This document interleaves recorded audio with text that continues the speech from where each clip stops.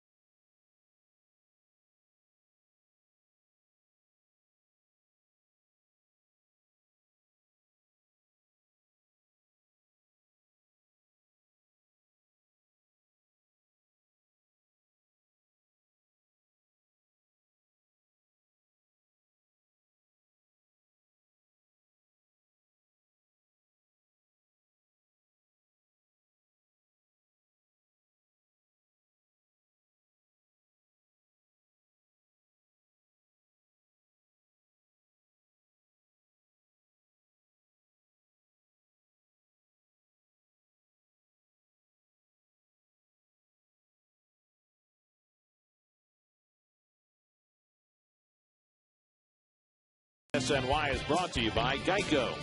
By Toyota. Toyota's national sales event is going on now. Hurry into your Toyota dealer today. By Frost Brewed Coors Light, the world's most refreshing beer. by AT&T, rethink possible, and by Volkswagen.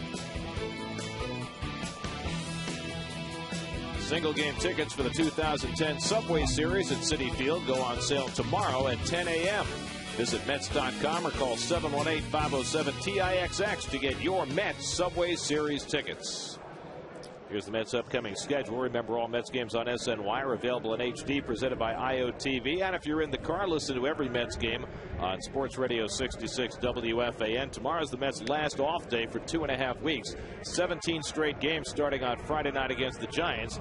Jonathan Sanchez against Mike Pelfrey Friday night. Todd Wellemeyer and Johan Santana Saturday afternoon. And then Tim Lincecum faces Oliver Perez on Sunday. Lincecum last night, 13 punch-outs in 7 innings with a no decision. And after the Giants are in town, the red-hot Nats, 2 games over 500 and just a half game behind the Mets, will be in town for 3 games. Gorgeous afternoon in Cincinnati. Come out to the ballpark with us. First pitch coming up from Great American Ballpark.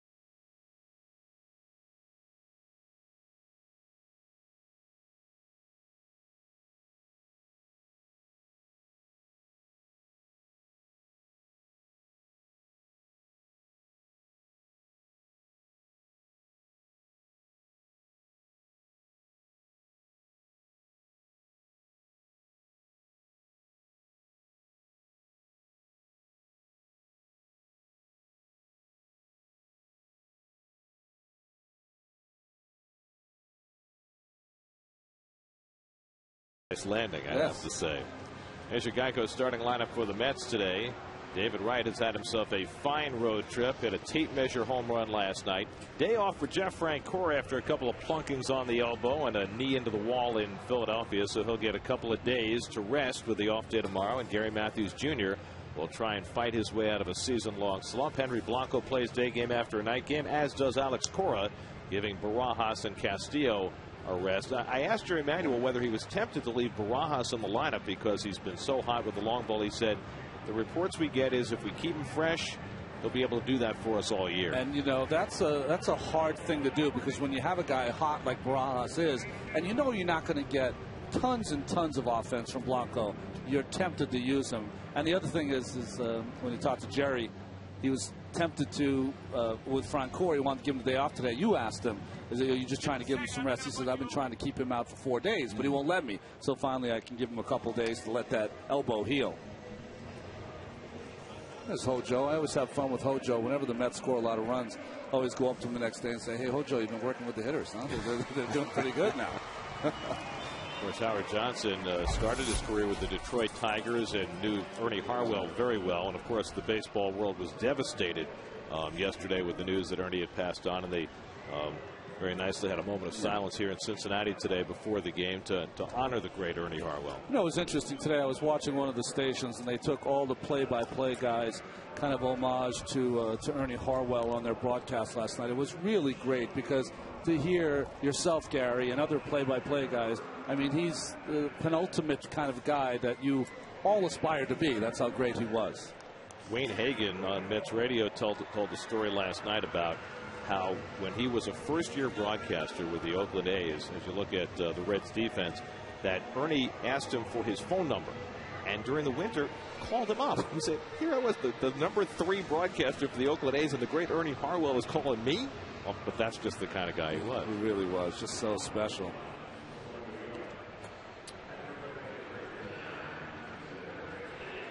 So Johnny Cueto takes the mound for the Cincinnati Reds, making his 6th start of the year, coming off his first win in his last start. Here's the young guy. When he came up with Edison Volquez and he were both in the rotation, you thought he was going to take off. There's been some stops and stalls to his career, 20 and 25, but this kid has so much talent, so much of an upside, still trying to spin the ball. He's great fastball, great changeup, hasn't really developed that breaking ball yet. Where have we heard that before? Only about 100 times. And the funny thing about Cueto, because of the fact that his changeup is so good and the slider is still a work in progress, he's far more effective against the left-hand hitters than he is against the right-hand hitters.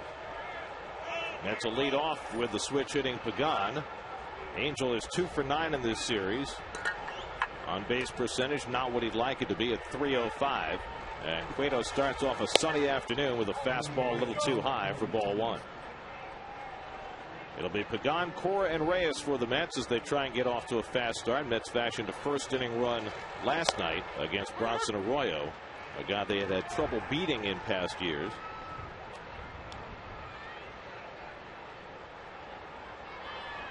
.77 degrees at game time and going up to the low 80s. And Cueto missing inside, 2-1. Mets actually had 3 straight hits to start the game last night.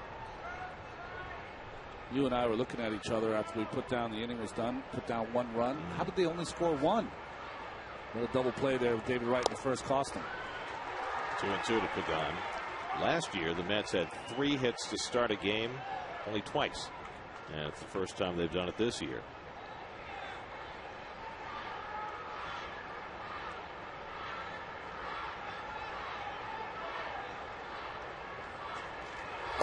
And the fastball at 95 gets Pagan for the first out of the afternoon. Well, Cueto's coming out throwing smoke, 93 to 95 miles an hour, right over the top of the bat of Pagan. They've tried to get him early in games. He's been kind of fooling around, throwing too many changeups. They really have talked to Cueto about coming out and really powering through at least the first time through the lineup. So now Alex Cora, who has been struggling with the bat.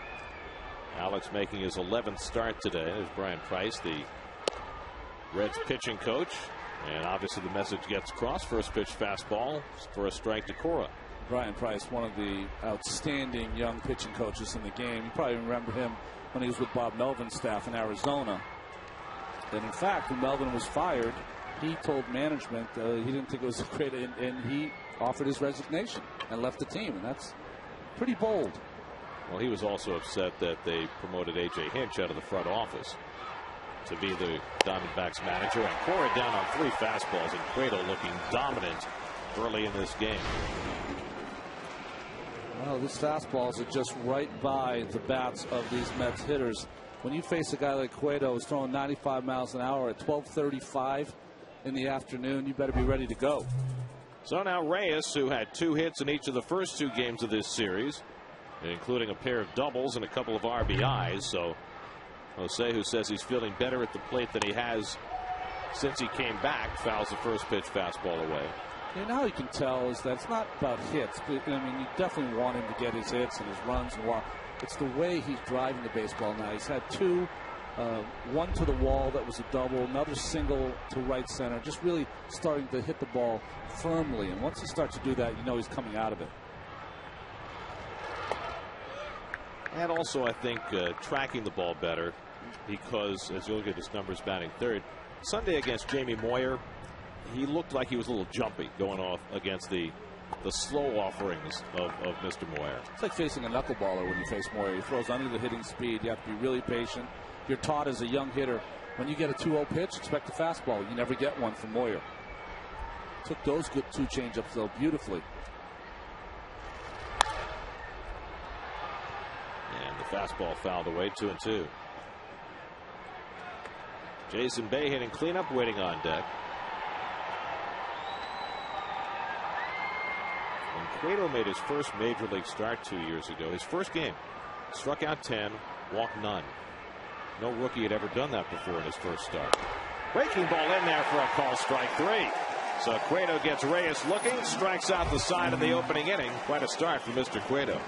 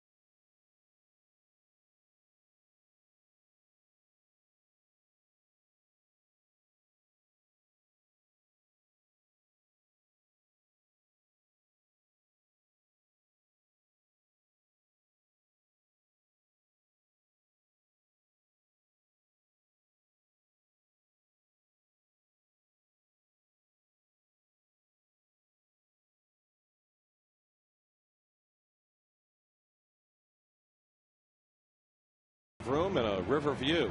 That's your starting lineup for the Cincinnati Reds today. Day off for Scott Rowland. A little surprising with the Mets throwing a left-hander today.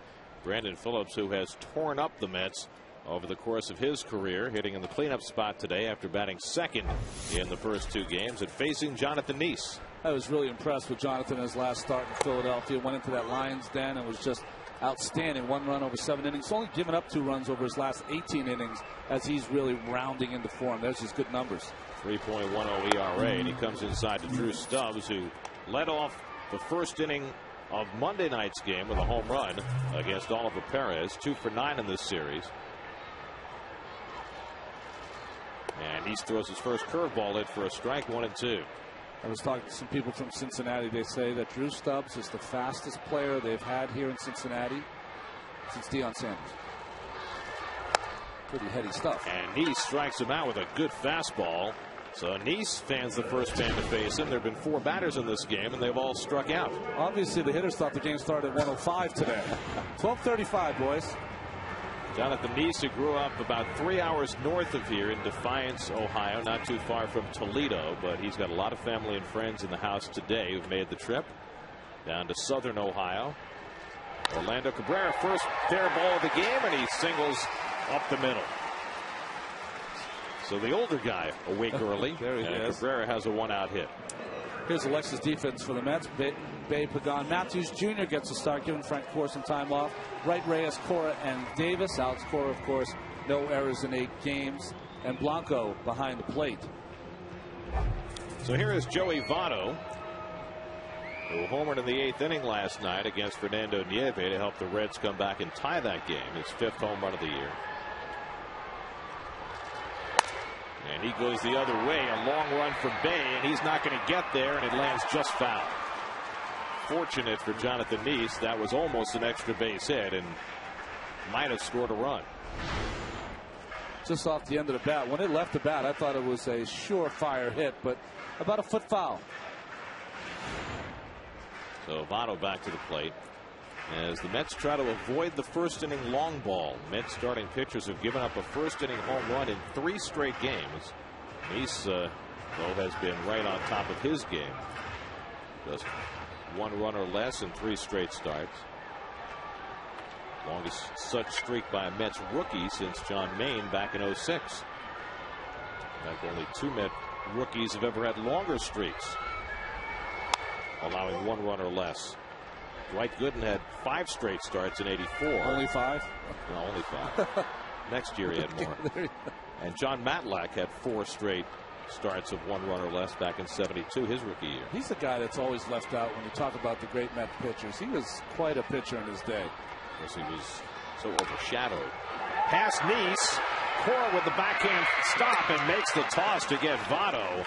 A terrific play by Alex Cora, skidding to a stop behind the bag. Realized he couldn't get Cabrera and got the out at first. Well, this is a veteran play right there, because as soon as he makes the play, he knows Reyes has gone past him. No play at second base. He knows that Votto's running. Watch, he's playing pretty straight up. And I thought when Votto hit it could be a double play, but Neese wasn't able to make the play.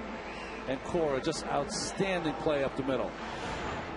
If you're a middle infielder, there's a change of direction involved there too, because if the pitcher's going to catch the ball, you've got to take your route right to the bag. There's 2 different ways to do that. If you have an extremely strong throwing arm, you can catch that and kind of throw on the run.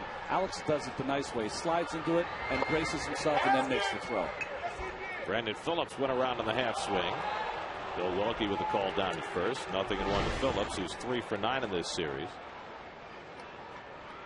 Well, Brandon Phillips didn't think he swung at that pitch, but there used to be a time, Gary, 25 years ago, on a day game, on a Wednesday, those were always a swing.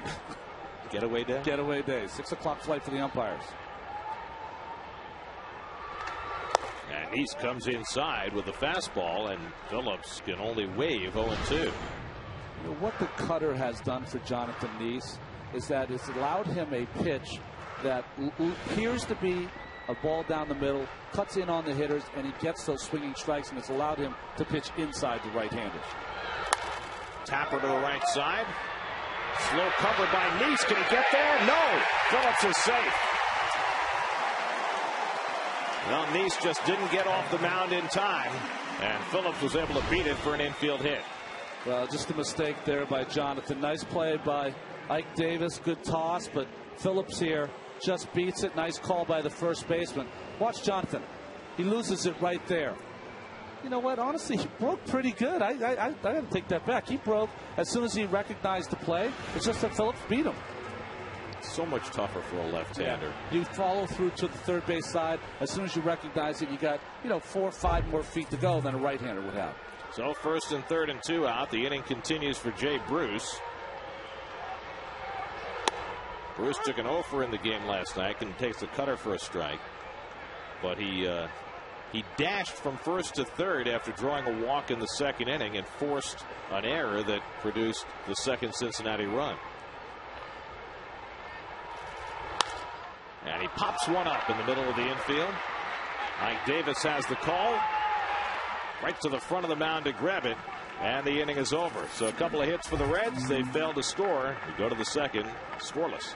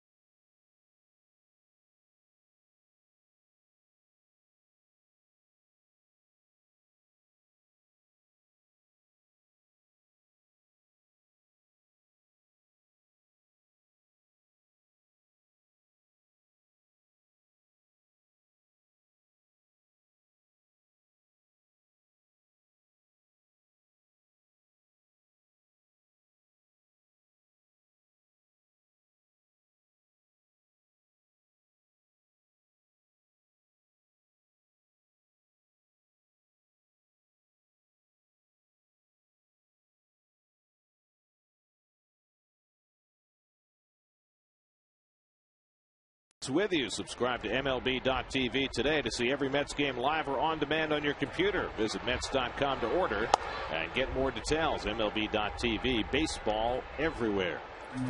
Jason Bay leading off the second inning against Johnny Cueto. Bay hitless in his last 10 at bats, hitting a .247 for the year.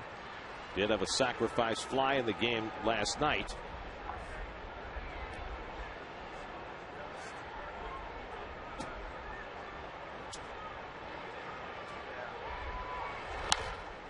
And Cueto gets ahead of him 1-2.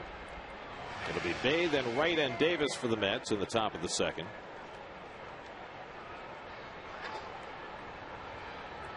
What did David do for an encore after his upper deck blast last night? Bay strokes one down the right field side. Over toward the corner goes Bruce, reaching and makes the catch. Nicely done by Jay Bruce across the line in foul territory. You know, it's interesting, Gary. Has that little bow right down there at the right field. It doesn't come in as close and allow Bruce to have the ability to make that play. Nice play by Jay Bruce. Compare that to Citi Field, where you take a step across the line and you are up against the sidewall. Yeah, that's probably out of play. Jay Bruce, once he learns how to hit, I mean, he's like the natural. Can throw. You saw him have a throw last night. Can go get it in defense. So here's Wright. David riding an 8-game hitting streak now, hitting .400 over the 8 games. Hit a couple of home runs in Philadelphia, then another one last night. David now with 6 home runs for the year, 5 on the road. You know how many home runs he had on the road all of last year? 5. So he's already matched that, and it's only, hey, it's Cinco de Mayo. It is. Oh, that's right. Happy Cinco de Mayo. Very nice. If you have 5 home runs on the road by Cinco de Mayo, that's 5 by 5-5. It's going to be a good year. You're right. You're right. If you're a numerologist, it's good. I think it alleviates, though, for David, considering that we're part of the problem, not the solution, that the questions that would be asked if he had gotten off to a 1 home run start like Bay has. But you know what'll happen. He'll get home on Friday and people say, well, how come you only have 1 home run at home? That's right. Oh, I didn't think of that. Okay. There's always a question, right? That's right. 3-1 from Cueto, and it's looped into center field. Coming in is Stubbs. Will have to play it on a hop, and the Mets have their first base runner of the afternoon. So Wright with a 1-out single. He's now hit in 9 straight games. Well, after this fastball in, pretty good pitch away by Cueto, but it's a little up. David gets it off the end of the bat, and Drew Stubbs has traditionally shown here in this 3-game series. He plays extremely deep, and he's going to give up a lot of those hits. Interesting, because you've got a relatively small ballpark here that plays small, much like Philadelphia, and whereas the Phillies generally play their outfielders very shallow, the Reds do not. Well, it's a young guy getting his shot, and he doesn't want to be embarrassed over his head. He'd rather give up a hit in front of him. So now Ike Davis. Ike's 2 for 8 in this series and has to move his feet. Ike hitting at .295 over his first 44 big league at bats.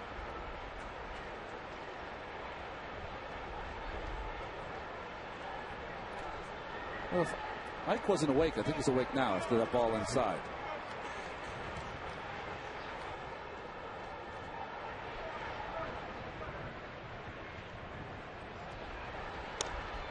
And takes the fastball for a strike.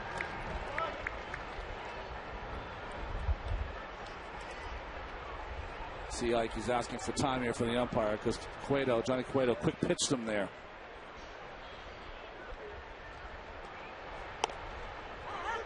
Changeup for a strike, 1-2.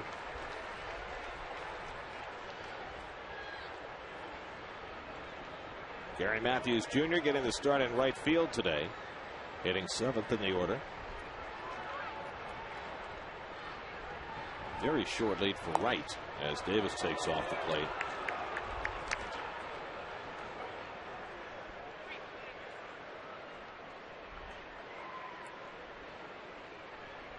I don't think I've ever seen David take a shorter lead against a right-hander, so he obviously is wary of Cueto's move.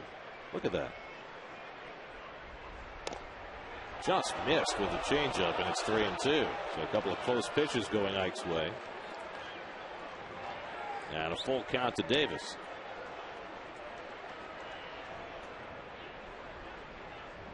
See if David will run here with one out. You got a strikeout pitcher on the mound. He's already fanned 3, but he is running. Davis strikes out. Hernandez has him dead to right. Strike him out, throw him out, double play. That ends the inning. 4th strikeout for Cueto. 2-6 on the caught stealing. To the bottom of the 2nd, no score.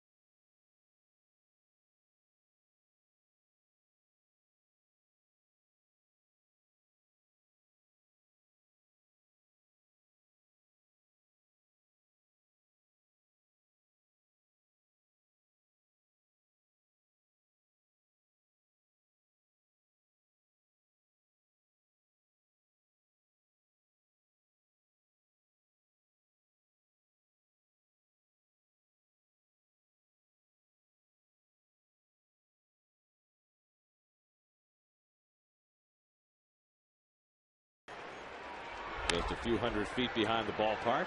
Johnny Gomes pops the first pitch and foul ground, and Ike Davis gets over to grab it. 1 pitch and 1 retired for Jonathan Neese in the 2nd. It was pretty funny watching Johnny Gomes. He was in the box, got jammed. Ike caught the ball and he was still in the box, like, like a petulant child. It's not my time up yet, is it? Go sit down. Things move much slower in day games. It's unbelievable. Here's Ramon Hernandez, 1 for 4 in this series. That was a very strange finish to the top of the 2nd inning. David Wright had the smallest lead you can possibly have. A strikeout pitcher on the mound. Jerry decides to send him on 3-2, and David's out by 40 feet. Yeah, it was one that he was sent was strange, only because of the strikeout pitcher and the start that Cueto has, but that David had such no intent really to steal the base. He was hoping Davis made contact, which he did not.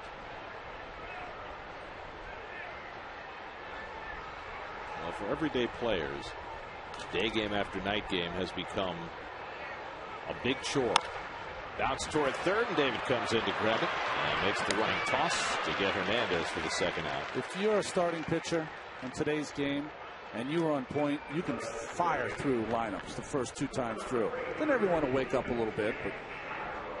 And you hate to impute everything to one cause, but really, since baseball banned amphetamines a few years ago, it's really changed the nature of the way day games look. Listen, I played in the days when everyday players took amphetamines, and it was a much different look on day games. It just was. And whether it worked or not, in your mindset, when you were able to pop a pill, throw a coffee on top of it, you felt on top of the world. I remember in my day, I would come into the clubhouse, I'd be pitching a day game, and I'd see some everyday players come in, and I go, boy, I don't think Keith's starting today. I don't think Straw's starting today. And by game time, they were ready to go. Reyes with the running throw, not in time to get Miguel Cairo, who beats out an infield hit. So Cairo, the 36-year-old, getting to play today as Scott Rowland gets the day off. Well, that's why you saw Cairo with that base hit, is that you want to try to get your guys that are on the bench some at-bats on these days, as Jonathan Lee's not able to come up with that play. A nice play by Reyes, just a little late. Cairo can still run. I think it's very important for a manager on these day games to try to get his bench in. He's trying to do it with Cora at second. Matthews, he's just trying to get jump-started somehow, some way. And a person left out of the mix is Catalinato, who's struggling also, who needs some at-bats. There's the pitcher, Cueto, who is 1 for 7 on the season. So that infield hit by Cairo, turning the lineup over and clearing the pitching spot. Cueto is 9 for 98 in his major league career.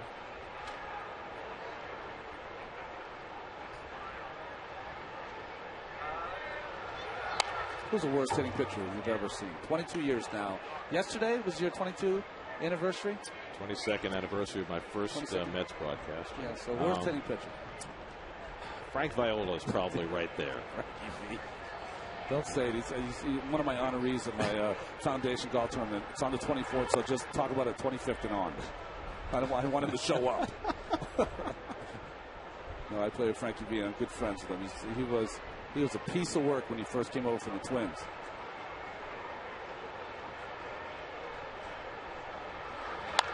When I first saw him take batting practice, the sound he made hitting the ball was like he had a rolled up Sporting News. I mean, it was like a splat. There was no crack of the bat. The splat of the bat. Very nice. Drew Stubbs hoping for a turn on deck. He's trying to dispose of Cueto. 2-2. And a little dribbler. That'll go foul.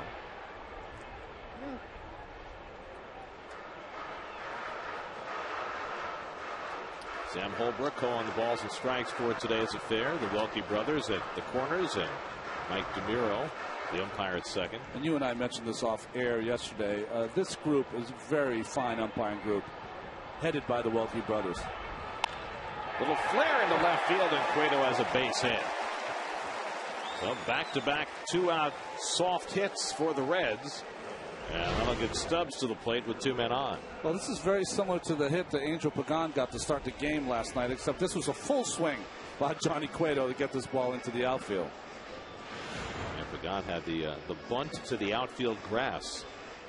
I saw Angel today, and when I saw him, I knew that I had to ask him something. I couldn't remember what to ask him. It was that. I'll have to make sure maybe on the plane. We saw a couple of things last night that I'm not sure I've ever seen before. That was one of them, as Drew Stubbs steps in. The other one was John Maine coming off the field at the end of an inning and waiting until Jeff Francoeur came into right field to apologize to him for not knocking down his throw that cost Francoeur an error. Yeah, usually I've seen that done on the bench, but you never see it on the field. I guess John felt his transgression needed to be addressed quicker. I mean, you'll see it the other way around sometimes, but I mean, he waited a long time for Francoeur to come in from right field, but just so he could say, "My bad." I like that, though. It's that's teamwork, the closeness of the team. We saw it last night. You're always going to see it when a guy gets a big home run like Barajas did, but the faces and the belief. That's always a good thing. I like to see that. There is a different spirit on this team this year. There is no question about that. 1-2 to Stubbs, who struck out his first time, and he just missed inside. He's trying to pick off that inside corner. It's 2-2. So Jonathan forced to throw a few extra pitches here these first 2 innings. You see how well he's done with men on base, but he's had a few too many of them. 38 hits now in 31 innings. Ground ball for Reyes to handle, and the force play ends the bottom of the second. 2 in the books at Great American Ballpark. Mets and Reds, no score.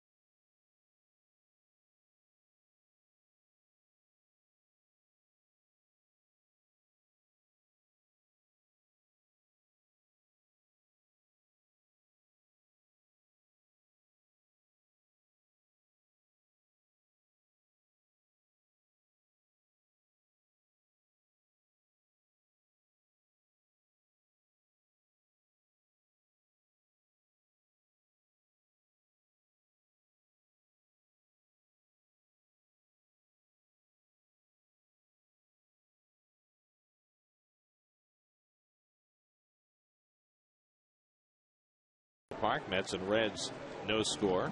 And when this half inning is over, we will be joined by Jerry Manuel live from the Mets dugout.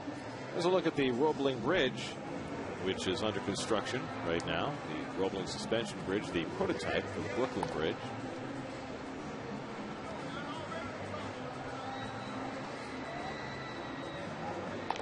Get all the inside info as the Mets gear up for their series against the Giants, plus up-to-the-minute news and exclusive behind-the-scenes video on Mets Blog presented by Verizon, featured on SNY.TV, your online home of all things New York sports. That is Kentucky across the river. Covington. Little Covington, little Newport. That's where David Justice grew up. Oh, did he? Right across the river in Kentucky. Gary Matthews Jr. trying to get off the schneid. 0 for his last 15. And 3 for his last 35. Chance to get himself 4 at bats today and find a couple of hits against Johnny Cueto, who misses outside for ball 1. Well, I think what happens is when you get in a little funk that Gary has gotten into. Last night made an out on the first pitch, pinch hitting. So you start to force it. Well, gets a break there. I thought he might have swung. Gets a call from one of the Welke brothers and got a 2-0 count against a tough pitcher in Cueto. Gary pinch hit in each of the first 2 games of this series. And Cueto missing badly again. It's 3-0. It'll be Matthews, then Henry Blanco, and Jonathan Neese to bat for the Mets here in the 3rd.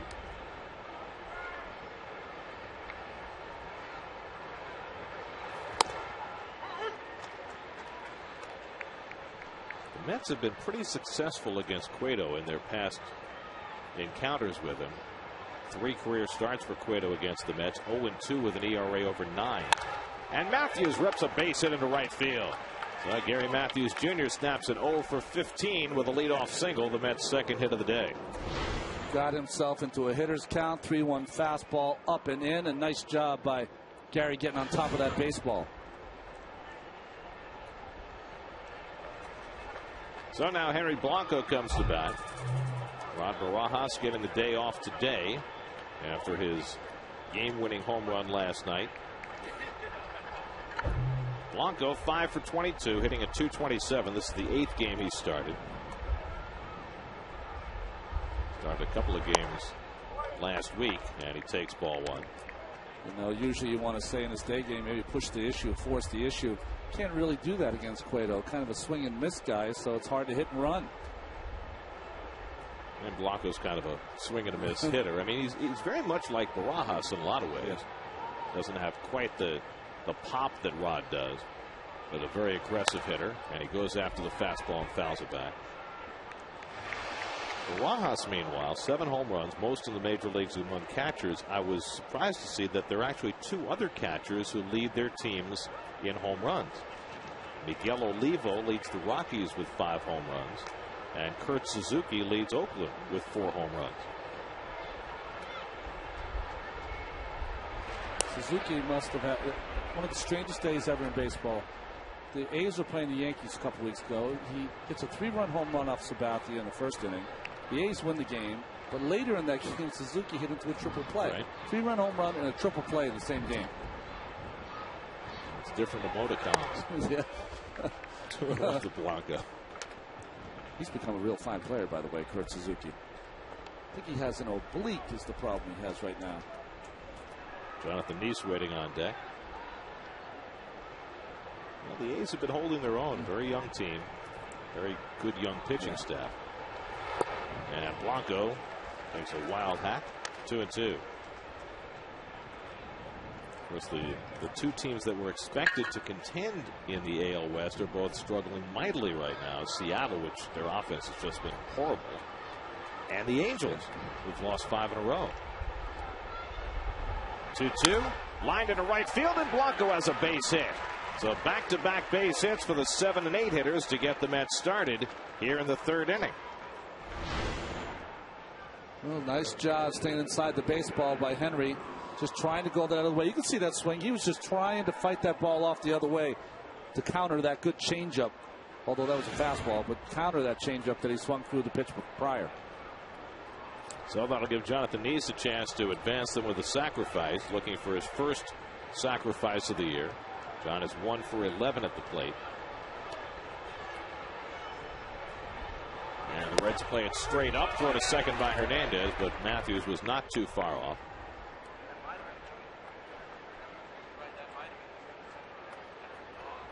Everyone in the ballpark knows you don't have to disguise it. Just get that bat out now, get that angle ready, and just push that ball to Cairo at third base. Of course, you've got Cairo, who's been a utility guy for a long time, but is not Scott Rowland at third. So you don't expect him to do anything but throw the ball to first base. I mean, to me, when you're bunting in this situation, and if I failed in this situation, of course, but this is a game changer. This would get you a little bit of a lead. He's trying to make the third baseman handle it but foul it off. What I don't understand is why teams don't get aggressive and play the wheel in this situation, because you know that Neese is going to be bunting until 2 strikes. The only reason you can in this situation is Cabrera at this point in his career is not fast enough to trail Matthews, beat him to the bag. Now, Cabrera 10 years ago, I would definitely do that because he can beat Matthews, but now they're about equal in speed. You want to have a big disparity between the shortstop speed and the runner speed to do the wheel play. Now it's 1-2, and he's still bunting and gets a beauty down. He might beat this out. Cueto with the toss, and just in time to get Neese. Perfectly executed by John Neese. 1-4, moving the runners to second and third. Nice job by Jonathan. See what he's got that bat out in fair territory. Drops the head of the bat. You don't want to do that, but he caught it off the end of the bat, which deadened the baseball, and that's what made it such a tough play for Cueto.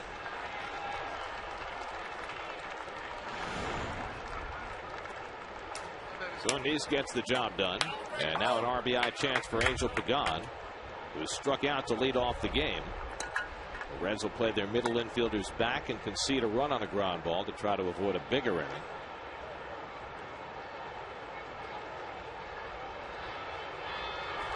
And Angel takes the fastball high. This is where, if you're the hitter, you got to think to yourself, got to make contact. Cueto's very tough. Struck you out the first at bat, but got to put the ball in play, preferably on the ground.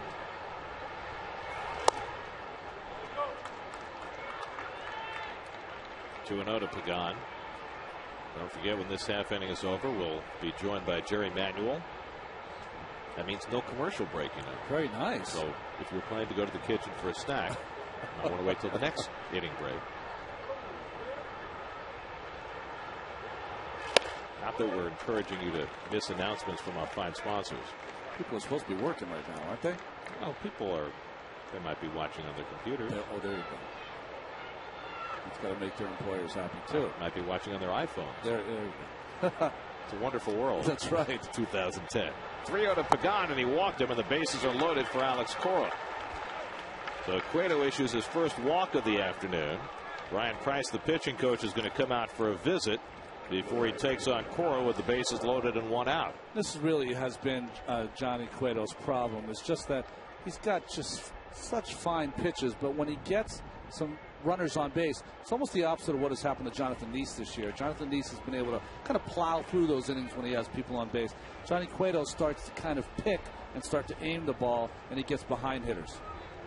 Cueto pitched 5 innings against the Cardinals in St. Louis on Friday to get his first win of the year, a 3-2 victory.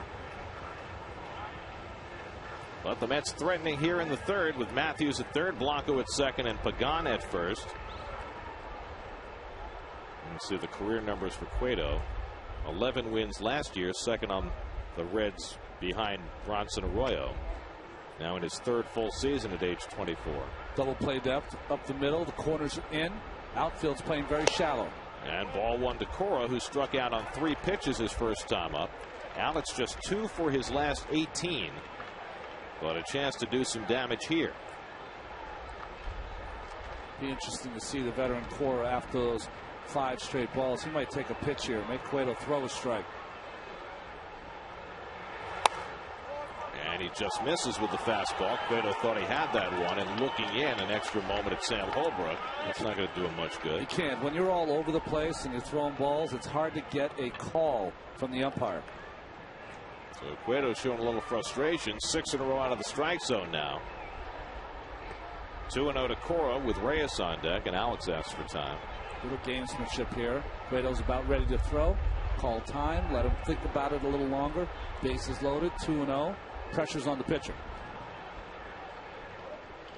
And Hernandez is going to go out for a conversation as Cueto's getting a little perturbed.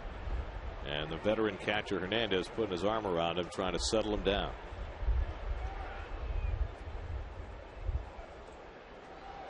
Dusty Baker loves having Ramon Hernandez as his #1 catcher. He's been giving Ryan Hanigan more time because Hanigan has hit better, but you can't, as the Mets have found this year, you can't replace the value of a guy like a Ramon Hernandez, much like Barajas and Blanco. 2-0 now to Cora, and Alex takes a strike. Changeup on 2-0. And about as sarcastic an applause as you're going to get from a crowd in Cincinnati. There's not a lot of sarcasm in this town. No. It's not New York. Everyone's very nice here. They really are. 2-1, and Cora takes another one that just misses, and it's 3-1. And Cueto gritting his teeth now. So Alex in a great spot here on 3-1 with the bases loaded.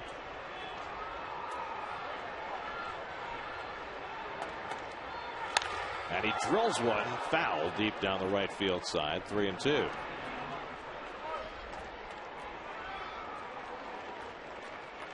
Reyes waiting to follow. Cora trying to get the Mets a lead with the bases loaded and 1 out in the 3rd. 3-2. Too high, ball 4, and the Mets have the first run of the game as Matthews trots in to score on the bases loaded walk to Alex Cora. 1-0 New York.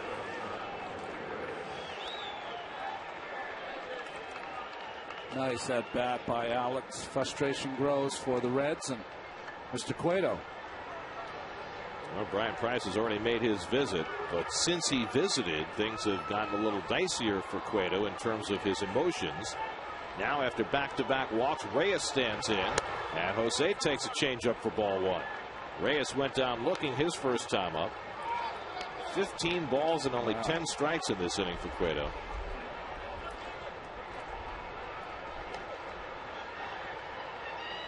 You got Blanco at 3rd.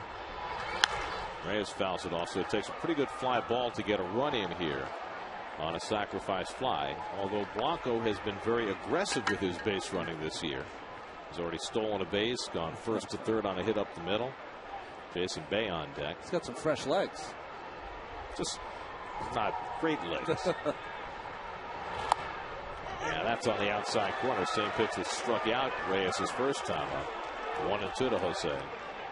2 career grand slams for Reyes, including his first major league home run, which was a grand slam in Anaheim. Gary, look at Votto over here at first base, way off the line, especially with a changeup pitcher. That opens up that whole line for Jose Reyes, who hits a lot of balls down that line. That's a 3-run triple waiting to happen.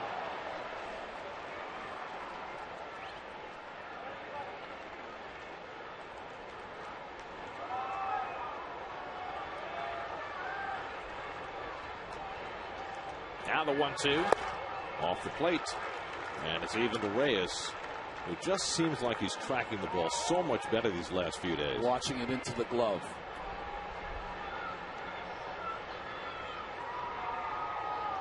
Four hits and 10 at-bats in this series. And he fouls off the changeup. Still 2-2. Blanco is at 3rd, Pagan at 2nd, and Cora at 1st. The Mets with a run home here in the 3rd and looking for a whole lot more, with Reyes up and Bay on deck. Cueto struck out the side in the 1st, worked to the minimum in the 2nd, but base hits by the 7 and 8 hitters set the table here in the 3rd, and Cueto has had trouble. 2-2 to Reyes, and he hits one in the air, not very deep in right field.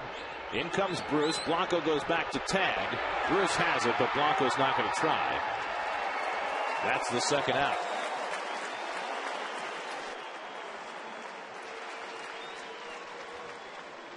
But there's nothing you can do there. Bruce, very shallow, has a great arm.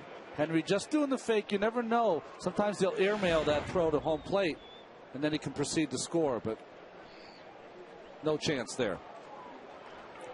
So the Mets 1 for 2 in this inning on getting a runner in from third with less than 2 out. And now it's left to Jason Bay with 2 out in the inning. Bay hit a foul fly to right on which Bruce made a very nice play going to the sidewall in the second inning.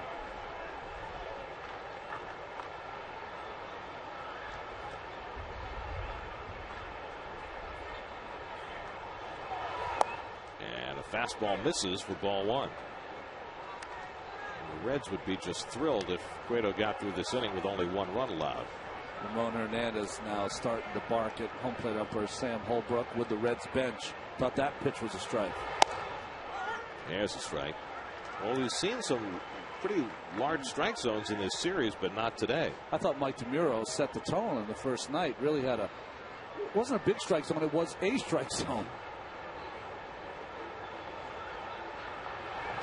Swing and a miss at the fastball away, and now Cueto 1 pitch away from getting out of the jam. 2 good pitches, a little slider away, and this fastball perfectly placed. I have to think he's going to try to go outside again. Jason might be more apt to try to go the other way. And Bay lifts one to right field. That should end the inning. Jay Bruce settles under it. And the Mets will settle for just the 1 run in the third inning on the bases loaded walk to Alex Cora. Mets take a 1-0 lead. And in just a moment, we'll be joined by Jerry Manuel from the Mets dugout, as he is kind enough to take a moment to speak with us between innings. Like last night's first inning, it's one of those innings where you look back and you say to yourself, you know, boy, that's an inning you could have cracked the game open, but you know what, very talented pitcher out there, and he worked out of it. 35 pitch inning for Johnny Cueto. We'll see whether that has an effect later on, as he seemed to get a little emotional during that inning. And Dusty Baker in conversation with Cueto and Brian Price in between innings there. Ramon Hernandez in the conversation as well. Well, Jerry Manuel joins us from the Mets dugout. Jerry, thanks very much for joining us. All right. These day games after night games, how difficult is it for you as a manager to decide who plays and who sits? Well, you watch the previous night games and see who looks like they might be a little fatigued or who might exert themselves in a way that they could use a break. And then you also look at the matchups, and you also try to put together what you think is a winning combination. You know, we can't see what's going to happen. We have a crystal ball, but Jonathan Neese has been everything you thought he was going to be coming out of spring training. Yeah, we feel real good about that decision that we made to keep Jonathan in the rotation and Fernando Nieve in his bullpen. I thought as an organization we made the right decision there.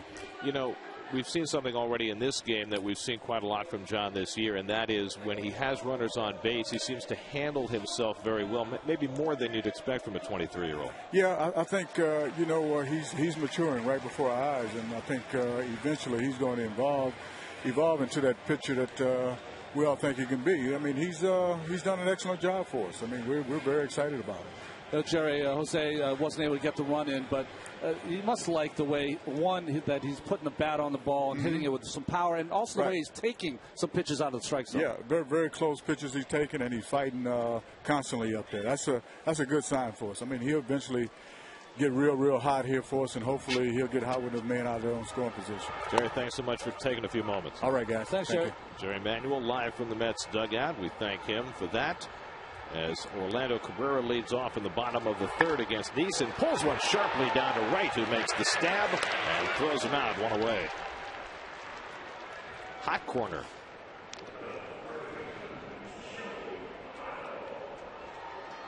This was after the top of the inning, and there was some heated conversation going on in the Reds dugout, mostly from Brian Price, the pitching coach.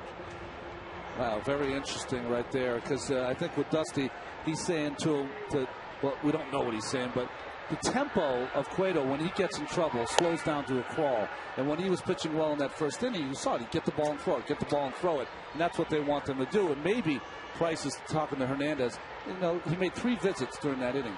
That's too many visits for a catcher to make at this point in Cueto's career. He should be able to make adjustments himself. Votto gets jammed and fouls it off. I like it, though. I like that confrontation. That means you care, and you want it to be right.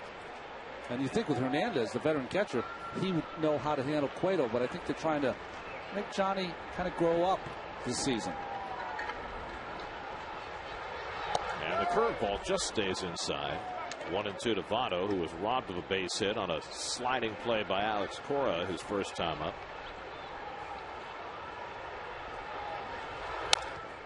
And he comes back with a fastball, 1-2. Joey Votto is an interesting hitter in that he's a real good hitter, but he has some interesting bad swings that pitches sometimes to stay in at bats, and then he'll rope one after that. Right back to Nice. And quickly there are 2 out. Well, Nice trying to keep the Reds off the board, something he's had trouble doing this year.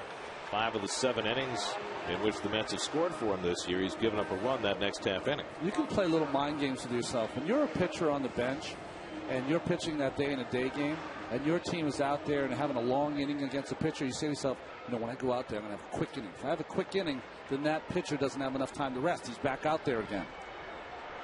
On these 7 pitches to the first 2 batters of the inning. Now Brandon Phillips attacks the first pitch cutter and swings through it. Phillips had an infield single his first time up. This is a guy who has absolutely given the Mets fits. 28 RBIs in 28 career games against New York. And the curveball misses. 1-1. There's only one player who has faced the Mets in at least 25 games and retired having averaged at least an RBI per game. And that was Mark McGwire, who had 27 RBIs in 26 games. Good cutter by Nice, and it's 1-2. And Brandon Phillips isn't getting ready to retire, but if he did, he would join McGwire. Well, he would need to get an RBI today to keep that going.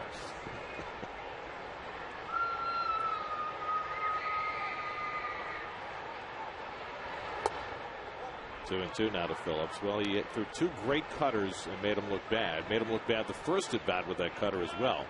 But that was a setup pitch. That was an outside fastball to try to catch part of the plate. If he doesn't, he'll come back with a cutter inside. And he does, and just missed with it. 3-2. I mean, Phillips got a hit against him the first time up, and look at that great strike to ball ratio. But he was just completely messed up by Nice, and rolled one to the right side. Pulls this one to shortstop, and Reyes waits on it and throws out the jogging Phillips. 1-2-3 go the Reds in the bottom of the 3rd. 3 in the books in Cincinnati. 1-0 New York.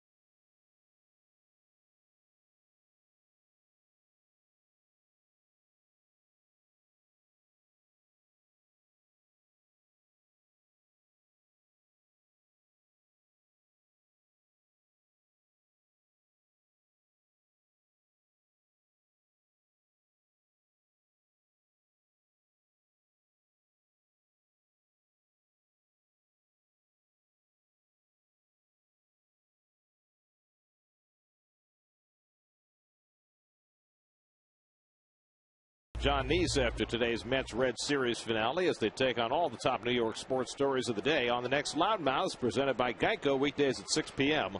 only on SNY. David Wright leads off in the top of the fourth and takes a high fastball from Johnny Cueto. David singled off the end of the bat into center field in the second inning, extending his hitting streak to 9 games. It'll be Wright, then Davis and Matthews for the Mets in the fourth. Mets got a run on a bases loaded walk to Alex Cora in the third. Left the bases full when Reyes and Bay both flied out. And the slider from Cueto misses, 2-1. Mets have had 3 hits. The Reds have had 4.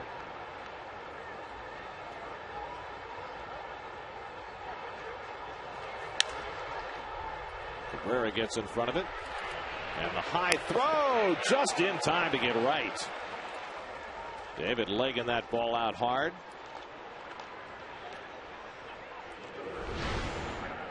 You know, Cabrera goes to his right and the ball stays down, which doesn't allow him really to get too much on this throw. I thought David was safe at first base, but no, just got him, I guess. What a contrast, the last 2 hitters. 2 ground outs to shortstop, and you couldn't have had a different 90 feet than Brandon Phillips and David Wright just did. And you love it. Mike Davis swings and misses. I mean, just digging hard, running 90 feet. Here's the very end, just nips David at first base, but the hustle, you just love to see it. And going all Michael Jordan with the tongue. There you go. Davis gets one by Phillips and into right field, and Ike has himself a base hit. A hit a day for Ike Davis. It's like a vitamin. I mean, unbelievable. 1 a day for Ike right now. He has the ability that right now he's not swinging the bat like he can, but he has the ability to mix in a knock, mix in a walk, score a run. But to tell you the truth, he's starting to hit the ball a lot harder the last few days. He had that error on Friday night where he hit a bullet to Stubbs. He had a bullet last night on a hanging changeup, and now this ball here. So the Mets have their 4th hit of the game as Gary Matthews takes a rip. Matthews singled to right field and scored the only run of this game. Snapped an 0 for 15 with that base hit. Getting a chance to play today with Jeff Francoeur nursing his dings. 0-2 now to Matthews. When my kids were young, it was owies, right? Yeah, I don't think you say that about a 25-year-old stud right fielder. Just doesn't sound right. 1-2 to Matthews. He took the 2 shots on the elbow, one from Lidge and one from Moyer, and he had that meeting with the chicken wire in front of the scoreboard in right field in Philadelphia. Banged his back here because he was anticipating getting to the wall, and there was a couple more steps. It's great. He'll get 2 days, which is a big thing. You ask everyday players when they're 100%, there's the opening day. And then after that, it's a grind.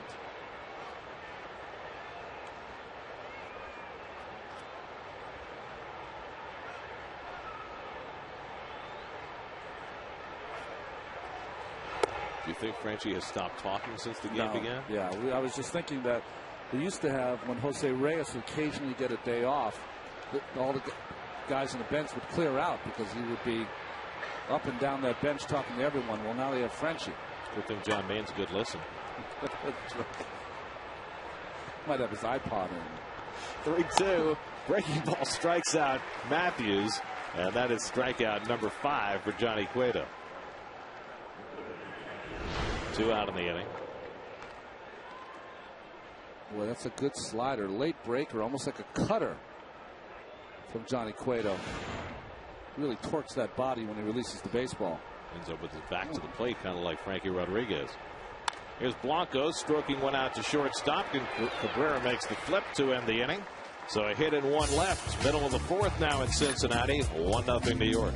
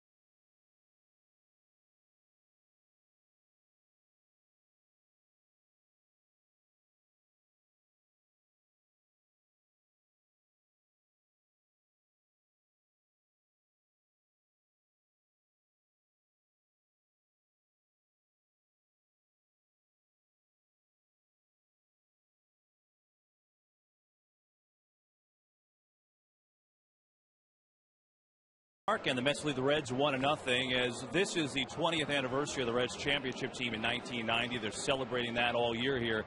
I got a chance to talk to Reds coach Billy Hatcher about that experience. He had a tremendous postseason. One point in the World Series, he had 7 straight hits. And, of course, all Met fans know Billy Hatcher from the NLCS in '86, which I'll get to a little bit later. But, talking about that 90 team, he stressed how important the manager was. He couldn't cite enough Lou Piniella and his importance in that. And he said, all the talk was that you're going in the World Series, the A's, the A's, the A's.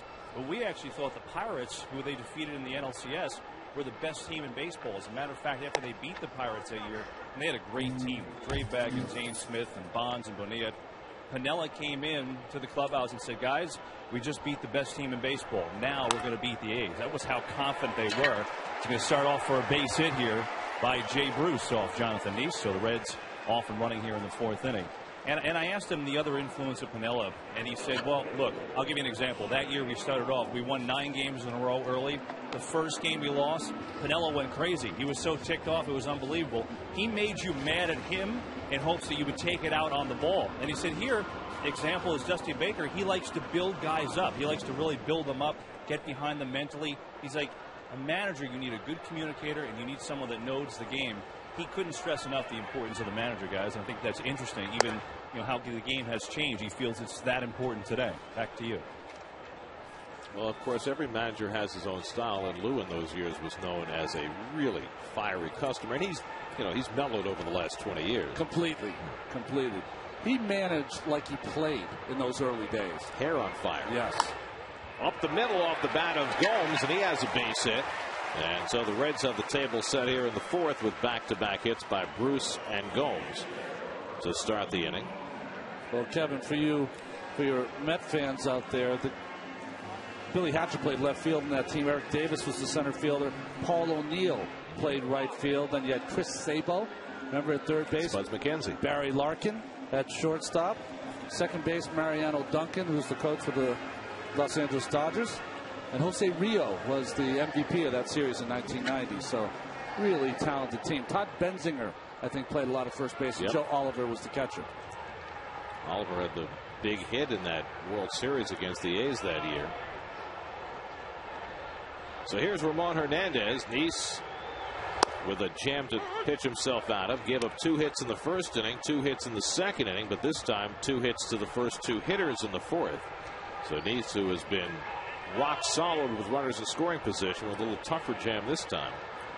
Hernandez grounded out to third his first time up. The number 8 hitter Cairo on deck. Neese was ready to pitch, but time had been called. How focused was he that he didn't even realize that time had been asked for and granted? Well, he was looking at the runner at second base, ready to go, and in between that time, Hernandez had called time and granted by Mr. Holbrook, the home plate umpire. Good double play man, though, here. Maybe triple play. Not very far away from Blanco. You get a ground ball right to the bag at third. I can say I pitched a lot of innings in baseball. I never wished for a triple play. Really? I mean, I should have wanted one. Well, see, most triple plays are on hard hit balls. But the only way you can really get a triple play is if David was playing in and even with the bag, because he'd have to have one right at him, touch the base, and then fire it all the way around. It's a little too far off the bag. Grounded toward the hole. Reyes can't flag it down. Bruce to third, being waved home. Here comes the throw by Bay. It's offline, and the Reds have tied the game. Ramon Hernandez with an RBI single, and it's a 1-1 game. Nice hitting by Ramon, but I think that if you're Jonathan Neese, you got to remind yourself, he left that pitch a little up in the strike zone. That's why he was able to center it and get that ball past Reyes. But, that's ground ball. I mean, he could have got out of the inning. He's got to think that way.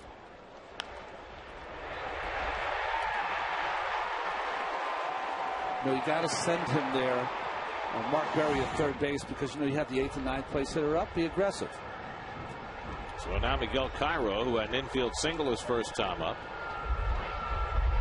And he lines one to left field. Bay coming in and makes the sliding grab for the first out.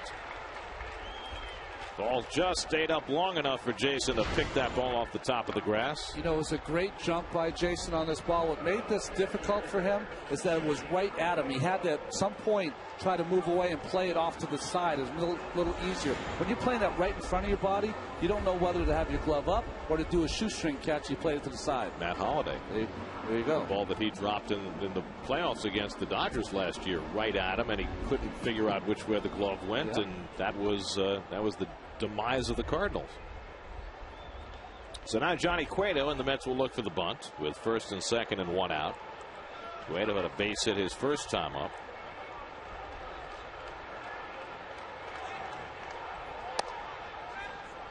Now this would be a great opportunity if the Mets wanted to put the wheel on.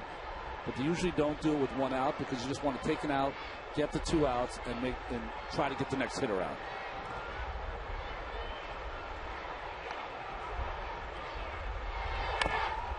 Cueto gets it down. Nice will look to first. He better hurry. It's safe. Nice just assumed that he was going to get Cueto, but Cueto was flying down the line, and that lollipop throw wasn't enough to get him.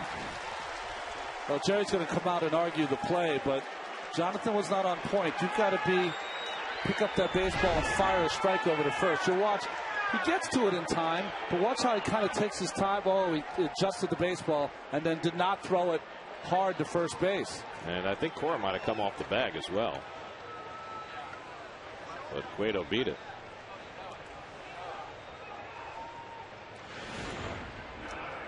So it's a bunt single for Cueto.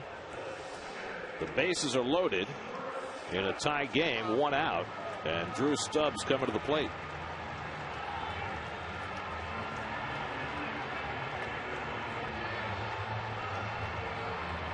Gomes, Hernandez, and Cueto, the base runners. No jacket. Not today. According to you, not ever. That's right.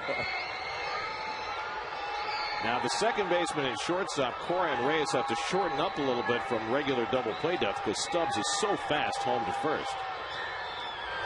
And he takes the fastball inside. Be a very tough man to double up.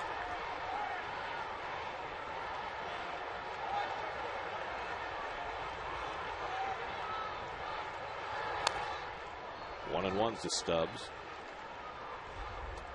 Gomes on third base has decent speed. Seen Jason Bay, who has, an average arm, accurate arm. Pagan, very strong arm, not always accurate. And you're missing Francoeur out there in right field. Matthews with more of an average arm. 1-1 to Stubbs. Fastball away, had him swinging 1-2.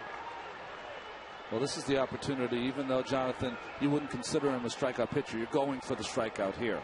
He has only 1 strikeout today, and that was Stubbs leading off the first inning. Now he's ahead of him 1-2 with the bases loaded. Just got a piece to stay in the at-bat.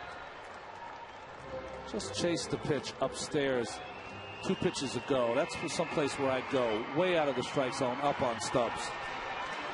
Young players, when the bases are loaded, the pressure's on them because they really want to produce, and sometimes they'll go out of the strike zone.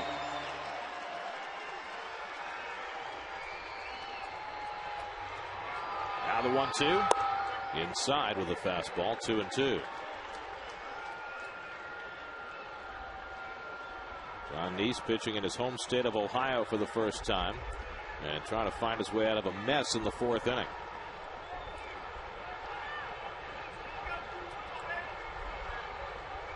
Two to Stubbs. Curveball misses ball 3. That's a pitch he has not thrown very much today. Trying to break one off in a big spot and couldn't do it.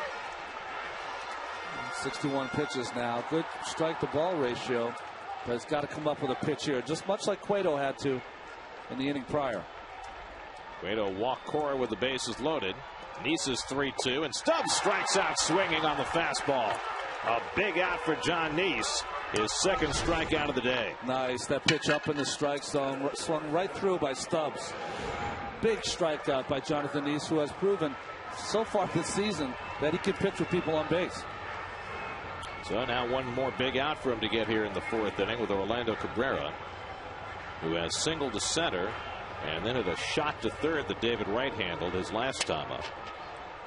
Have to watch out for Cabrera here. He's going to look for a fastball in, that cutter in. Might open up a little bit, try to swing at that first pitch. And he takes a changeup for a strike. Good pitch. See what Cabrera's done in lifetime with the bases loaded. He's been the Reds' best hitter this year against left-handed pitching.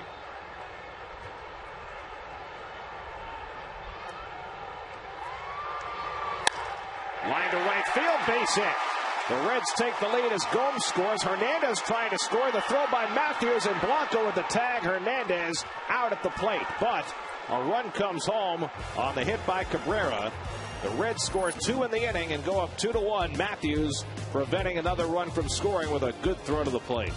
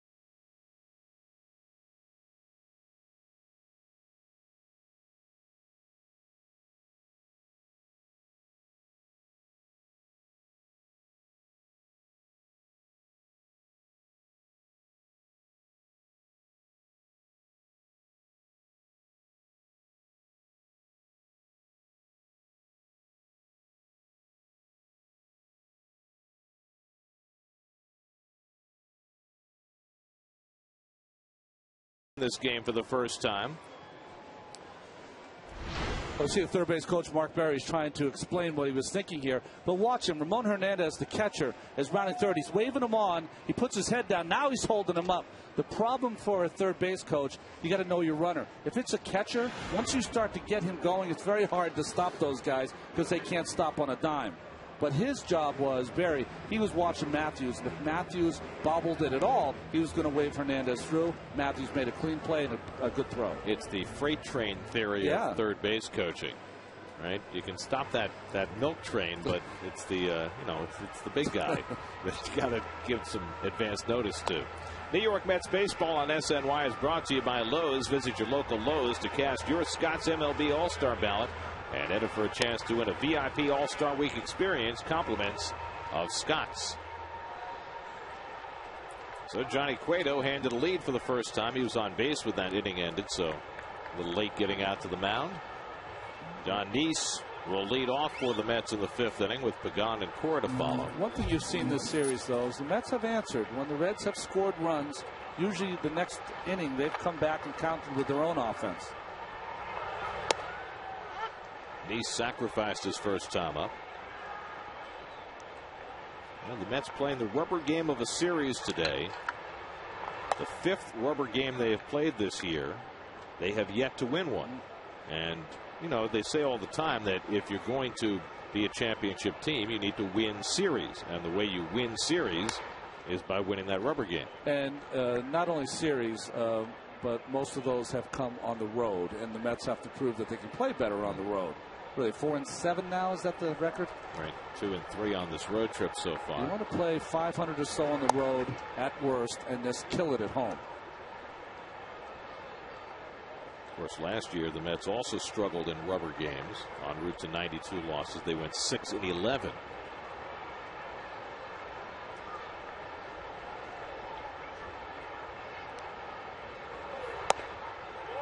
Neese got all tied up, but somehow stopped the swing, and it's 3-2. You want to become, the Mets do, like the Red Sox are at Fenway Park.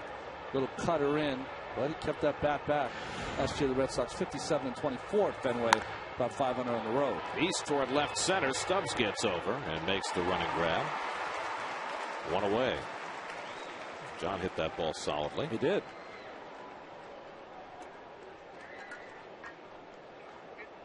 So Cueto's now retired the leadoff hitter in 4 out of the 5 innings. The only inning he didn't in the 3rd was when he surrendered his run.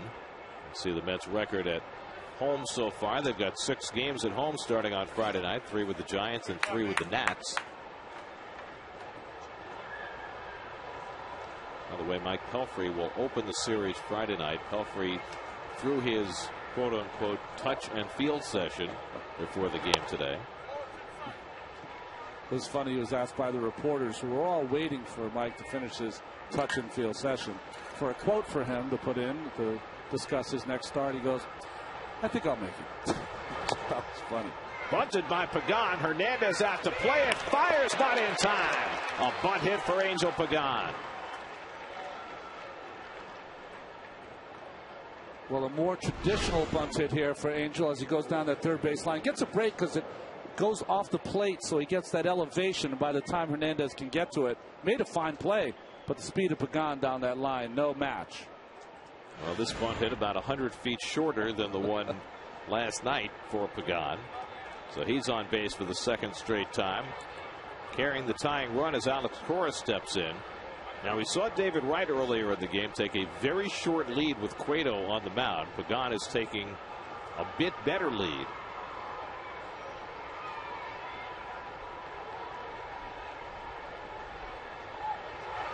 And Cora takes a strike. You know, the maturation of Pagan, though, with Scott Rowland in the game last night, he had the bunt towards first base. He got a little lucky break, so went to the outfield. But Rowland out of the game today getting a rest, he traditionally go more towards the third base side, which he did against Cairo. Angel has just 2 steals this year.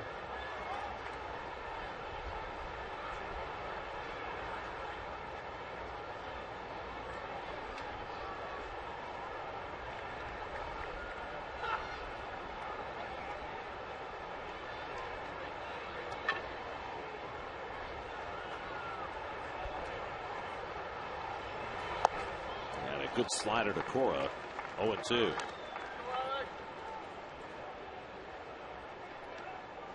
Jose Reyes waiting on deck.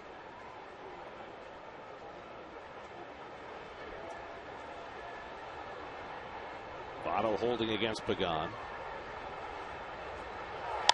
And Cora goes the other way to the left field line. That's a base hit. Pagan turns second. He's trying for third. The throw by Gomes is cut off. Into second goes Cora. And the Mets have 2 in scoring position with 1 out.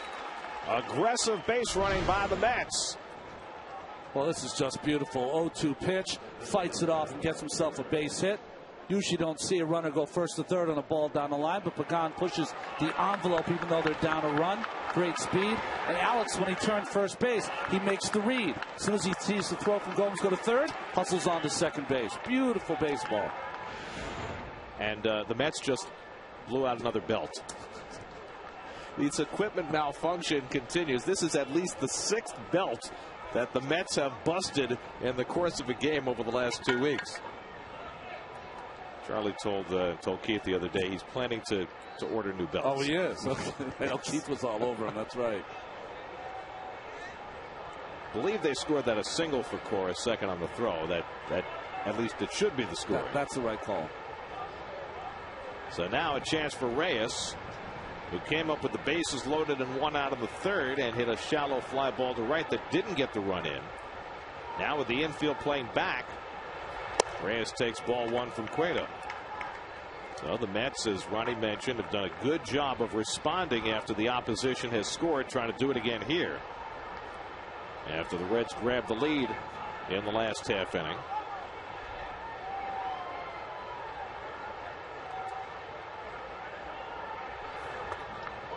Two and 0 to Reyes with Jason Bay on deck.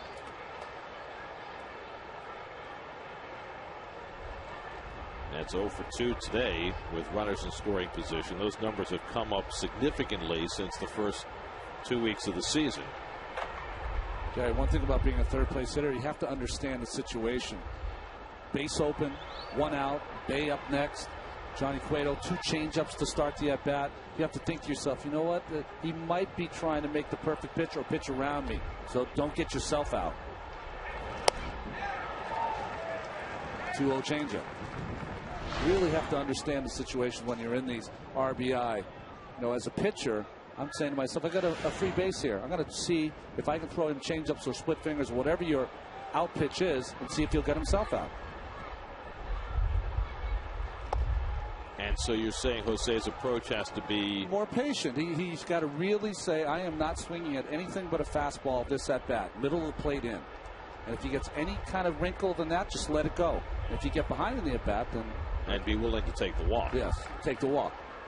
Because you've got your cleanup hitter up next.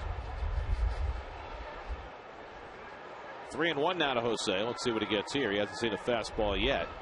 He gets one and he fouls it back. 3-2. 95 from Cueto.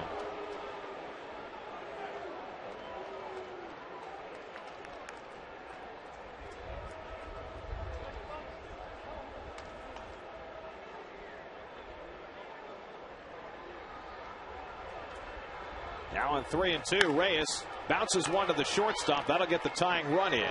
Cabrera throws out Reyes, but Pagan comes in to score, and the Mets have gotten back even at 2-2. Reyes drives in his 9th run of the year. Boy, just a nice little inning there by the Mets. Pagan with the hustle to get to third base. Jose Reyes, 2 strikes on him, fights off a tough pitch and grounds out. He gets himself an RBI. So now 2 out of the inning and the go-ahead run at third. And here's Bay, who tries his flight out to right. Trying to snap out of an 0 for 12 skid now.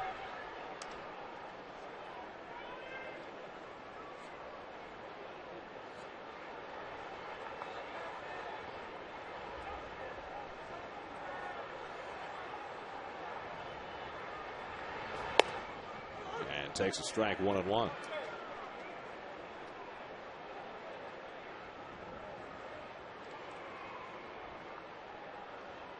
Or at third, holding those gloves in his right hand to protect it. And a big rip at the fastball, 1-2 to Bay. Well, this is the pitch when Jason is struggling that will get him. The ball that is a fastball out of the strike zone, up especially.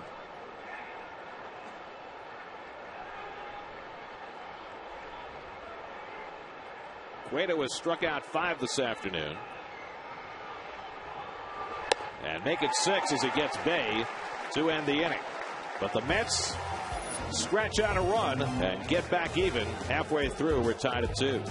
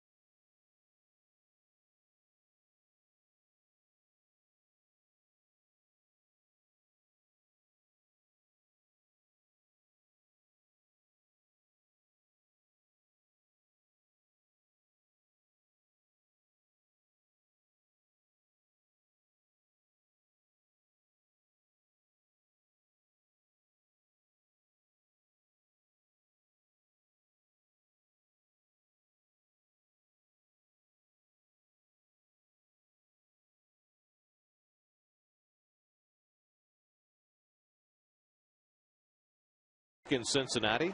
The Mets and Reds in a 2-2 tie as we start the bottom of the 5th. Joey Votto leads off against John Neese. Votto 0 for 2. Grounded out to Cora, who made a sparkling play to get him in the first. Then a comebacker to Neese in the third. And the curveball misses inside. 1-1. It'll be Votto, then Brandon Phillips, and Jay Bruce for the Reds here in the 5th. There have been 15 hits in this game in 4.5 innings. We still have not heard from the official scorer whether they're calling Cora's hit a single or a double, but if it's a single, that means all 15 hits would have been singles. We have 5 home runs in last night's ball game. 5 home runs. And this is a great home run hitter's park. Votto fouls one off, 3-2.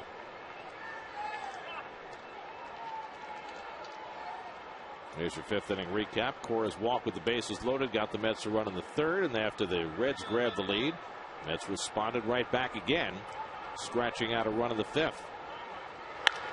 Past the mound, and Reyes positioned, but it hits the cushion, and a base hit for Votto. Well, Reyes was right there to make the play, but Votto plays pinball, and he's got a leadoff single. Well, nothing you can do about this. That's about the 4th ball, though. 3 of them have gone past Jonathan Neese through the box. That one hit in the bag. No chance for Reyes to play. Nice hustle by Alex Cora to get to this baseball, or it would have been a double. Our first double. 10 hits for the Reds this afternoon. 10 singles in 4 innings plus against Neese, but as we've mentioned numerous times already today, he's been at his best with runners on base. And he hasn't walked anybody. That's what saved him so far. So here's Brandon Phillips. There goes Votto. The throw by Blanco right on the money, and he got him. Blanco now 5 for 5 throwing out base stealers this season. A perfect throw gets Votto for the first out. Votto had a big jump. The pitch was a little cutter inside. Tough to throw over Phillips' head. And still a perfect throw by Blanco.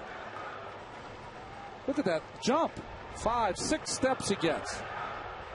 Probably thought he had the base easy. And Alex gets him right on that hip as he's going by. Nice call. The last Met catcher to throw out his first 4 potential base stealers of the season was Rick Cerrone back in 1991. Spongy? Spongy. No way. But Blanco has now done him one better and gone 5 for 5.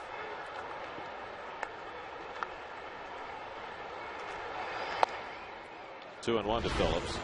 Great thing about Blanco is that he comes to meet the ball and his body's already up, getting in throwing position. And he throws that right over the head of Phillips to recoil back because he put so much on it.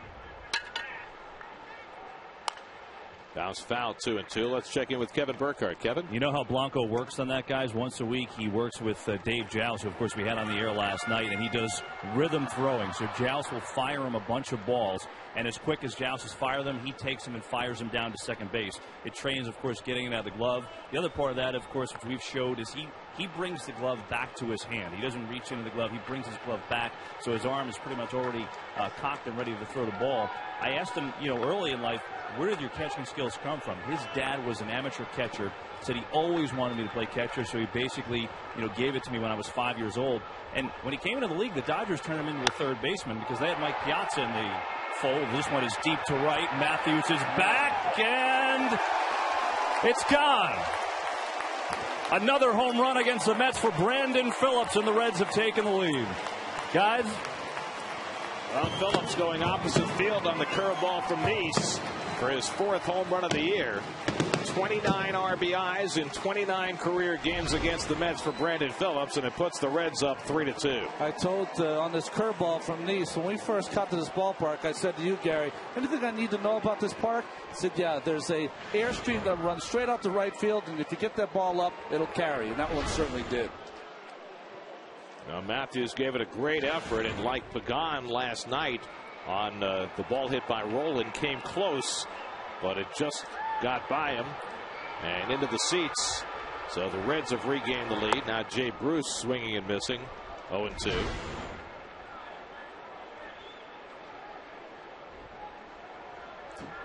What's that? No comment.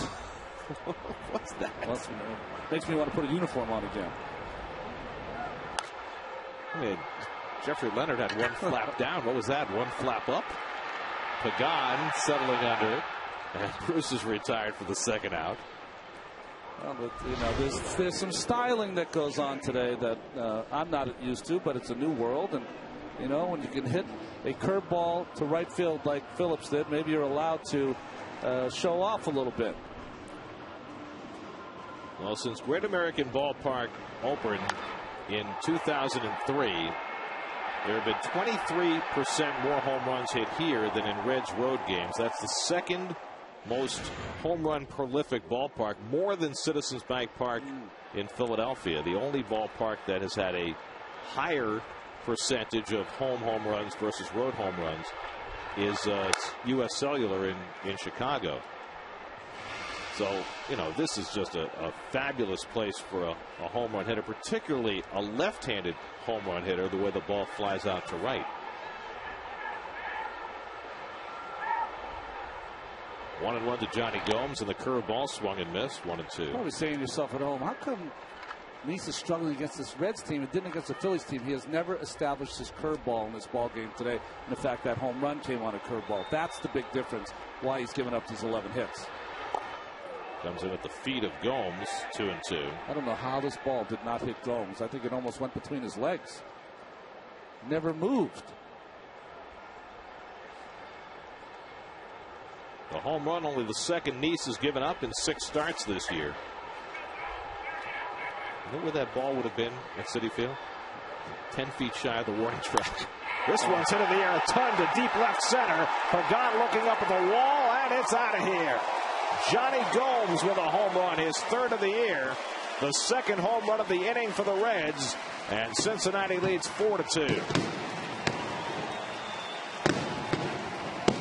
Well, we mentioned it last night. Gomes is an all-or-nothing type hitter, 20 home runs in 281 at-bats last year, and his third home run of this season. Well, the thing about Johnny Gomes, kind of a middle plate in kind of hitter, much like Rod Barajas of the New York Mets. And if you miss in that spot, he's got an awful lot of power. And you see Jonathan Nice, unlike the Phillips ball he was hoping would stay in the park, kind of knew this one was long gone. This one needed no help from the venue. Now Ramon Hernandez, and he bounces one down to David Wright. Plenty of time to take care of it. That ends the inning, but 2 home runs, one by Brandon Phillips and one by Johnny Gomes. And the Cincinnati Reds, after the Mets had tied it up, regained the lead against Jonathan Nice. It's 4-2 Cincinnati after 5.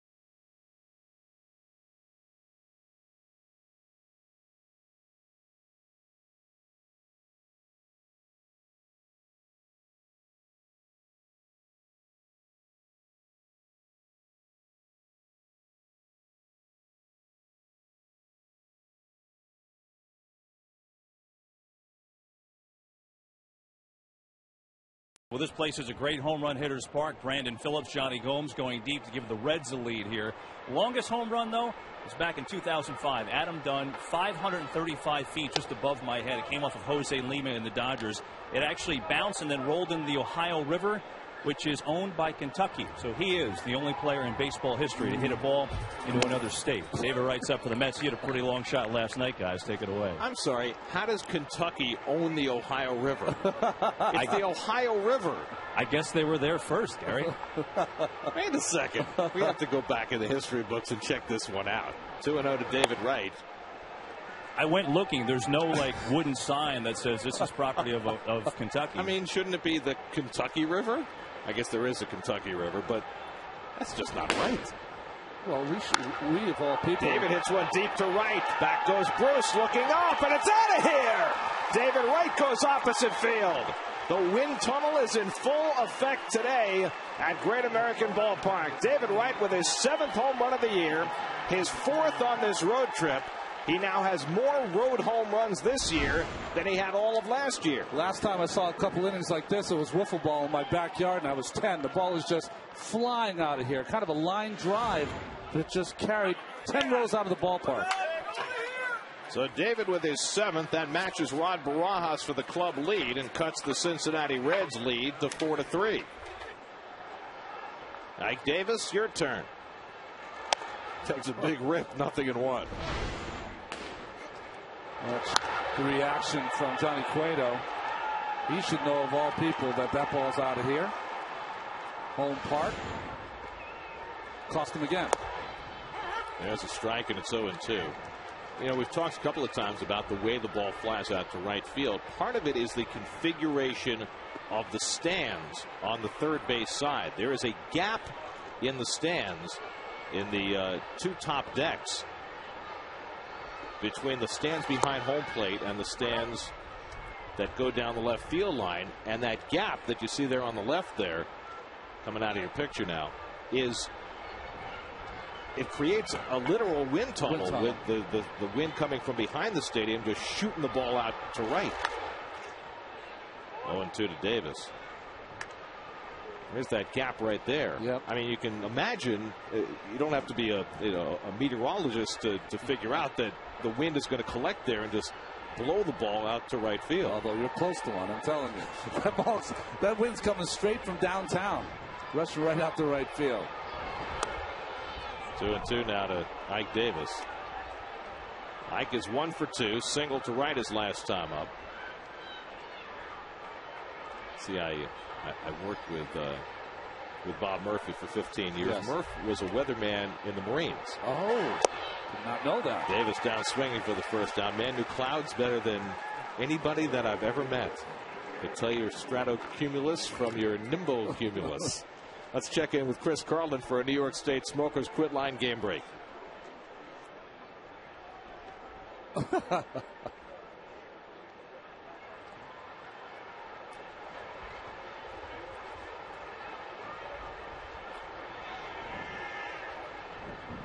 Which leads to the question, who owns the Cuyahoga River? That's right. Gary Matthews, the batter. I mean, I just think it's very unfair that Ohio had its river stolen from it by Kentucky.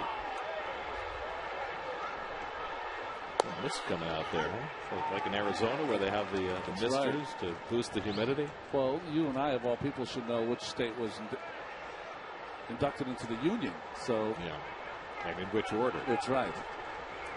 Matthews is 1 for 2 and has to duck away. 1-2.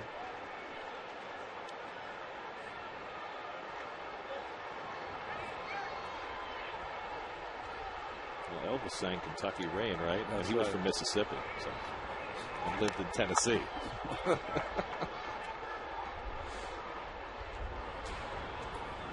Daniel Ray Herrera just standing there with his back to you in the Reds bullpen. He's just the right height to see through that opening. That window is 5'6" above the ground. If you were a taller pitcher, you'd have to duck. Now the 1-2 to Matthews and the changeup away. Even to Gary. Getting the start in right field today. The Mets 3 runs, 7 hits. The Reds 4 runs and 12 hits as we play in the 6th. And Matthews down swinging. Back-to-back strikeouts for Cueto. That gives him 8 for the afternoon. 2 out. Still a great fastball from Cueto. Throws this right by Matthews. Great movement. Starts on that middle part of the plate and ends up outside. So 2 out and nobody on. Now Henry Blanco, who is 1 for 2, single to right in the 3rd. And he takes ball 1. Jonathan Neese is out on deck to bat for himself if Blanco gets on. There's a strike. Cueto up to 114 pitches on the afternoon, so in all likelihood just trying to finish the 6th, and then his day will end. 2-1 to Blanco. Cueto has walked 2, struck out 8. And the hiccup in the 3rd inning when he walked Pagan and Cora back-to-back to force in a run, but otherwise has done a nice job. Trying to beat the Mets for the first time. 2-1 to Blanco. Breaking ball, swing and miss, 2-2. We talked about the development of his slider. He's thrown some good ones today. He really has. Not only to the right-handers, but those little backdoor ones to the left-handers have got him back in the at-bat. 2-2. In the air to left center field. Stubbs drifting over. And that retires the side. Mets going to run back on David Wright's second home run in 2 days. Right by Pete Rose way. The Mets down by a run.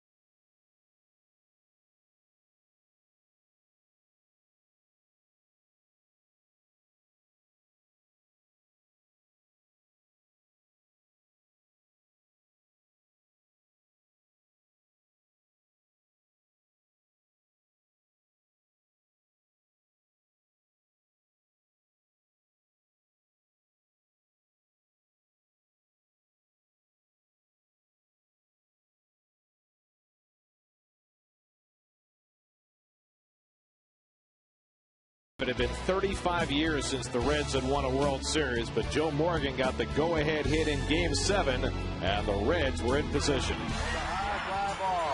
It should be all over. Geronimo's under, and Cincinnati has won the World Championship, beating the Boston Red Sox 4-3. Funny thing is, everybody remembers Game 6 of that series and Carlton Fisk hitting the 12th inning home run that tied up the series, but the Reds ultimately prevailed in 7. It was a pretty amazing series when you think about it. Louis Tiant was the guy that was going to be the MVP. Threw a complete game shutout in the first game, and in the 5th game, threw a complete game, 163 pitches. Let me repeat that. 163 pitch complete game. It was the Ed Armbrister game. Remember when he was trying to bunt? Ken Burkhardt was the home plate umpire who kind of got in the middle of that. Tony Perez was in that 0 for 15 slump, and then Bill Lee threw him that big hanging curveball that he hit over the monster. Drove in 4 runs in Game 5. And, of course, the Bernie Carbo home run in Game 6 that set up the Fisk shot deep into the night that that tied up the series. People tend to forget that big hit by Morgan in Game 7. Red Sox were winning that game 3-0 at one point. And Darrell Johnson was the manager of the Red Sox, and he had Jim Willoughby, who had pitched so well in relief that entire series. I think he pitched the 7th and 8th. Cairo breaks his bat and flies one out to left, and Bay is there to grab it for the first out. And he took Willoughby out of the game and brought in Jim Burton, who was a rookie, to pitch the 9th inning in a tie game in Game 7 of the World Series, and Burton gave up the hit to Morgan. I still don't talk to DJ to this day. Every time I look at him, I go the other way. No. Whereas Darrell Johnson had a long association with the Mets after that. Who got the last out in Yastrzemski? Was that Will McEnany? The last out there? I couldn't tell that pitcher. It was 43. Don't know. Yeah. Of course, the Reds had the great bullpen that year with Raleigh Eastwick. Pedro Bourbon. Chris Heisey, the pinch hitter. Heisey, who made his major league debut here on Monday, yanks the first pitch foul. There are the starting lineups for Game 7 of that World Series. Denny Doyle playing second base for the Red Sox. Fred Lynn, who was the Rookie of the Year and MVP that year for Boston. That was a big play. Remember the Denny Doyle play? He tagged up on George Foster in left field. That pop-up down the line, and George Foster threw him out at home. God, I guess that series still stings a little for me. I remember a little too much. And strike 3 called. Heisey down looking. And the third strikeout for Jonathan Neese this afternoon. So Neese hanging in there, down 4-3. What I like about Jonathan Neese is that you wouldn't be able to tell from his expression, his body language, any difference from the game he pitched on Friday night to today. And he's got knocked around, given up some runs, and Ben didn't break yet. And he's given the Mets a chance. He's the 5th starter now, giving them a chance to win this ball game. Here's Drew Stubbs, who's 0 for 3, tries to bunt his way on. Arthur Lee Rhodes up in the Cincinnati bullpen with Cueto out of the game after 6 innings and 117 pitches.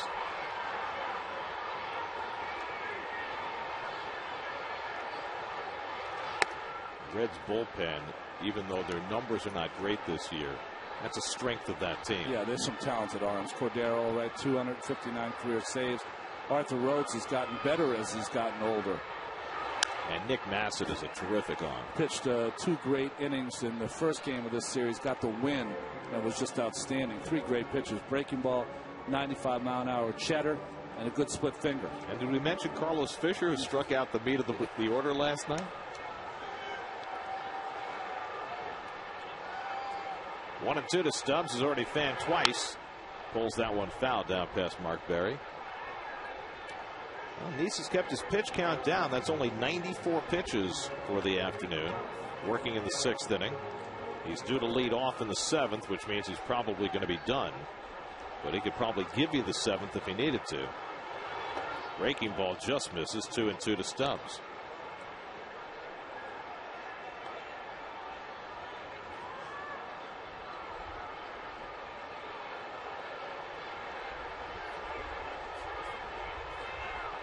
Two-two. Fastball fouled off.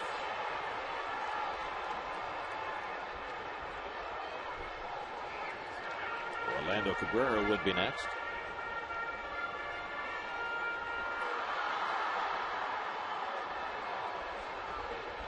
Seventh pitch of the at-bat to Drew Stubbs. And he struck him out. 3rd time today, Neese has fanned Stubbs. So Neese finishes with a flourish with back-to-back strikeouts as you look at the 75 championship trophy.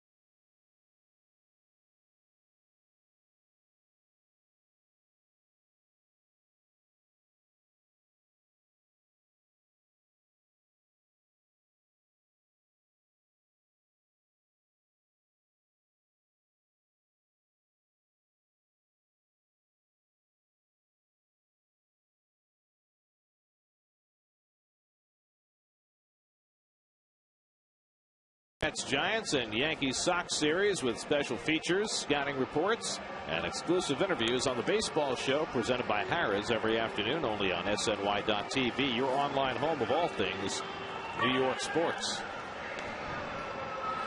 40-year-old Arthur Lee Rhodes, first man out of the bullpen for Cincinnati. This is his 792nd game for Arthur Rhodes, who started his professional career in Bluefield in 1988 as a starting pitcher. What a career he's had. Didn't start relieving until 1995 in Baltimore. Lives there now. Where's Bluefield? Bluefield's in West Virginia. West Virginia. Luis Castillo will bat for Jonathan Neese, leading off in the 7th inning. Louis getting the day off today as Isanori Takahashi is up in the Mets bullpen. Castillo had a base hit against Rhodes in the game on Monday night. The only base runner that Rhodes allowed in an inning and a third. It'll be Castillo, Pagan, and Cora for the Mets here in the top of the 7th.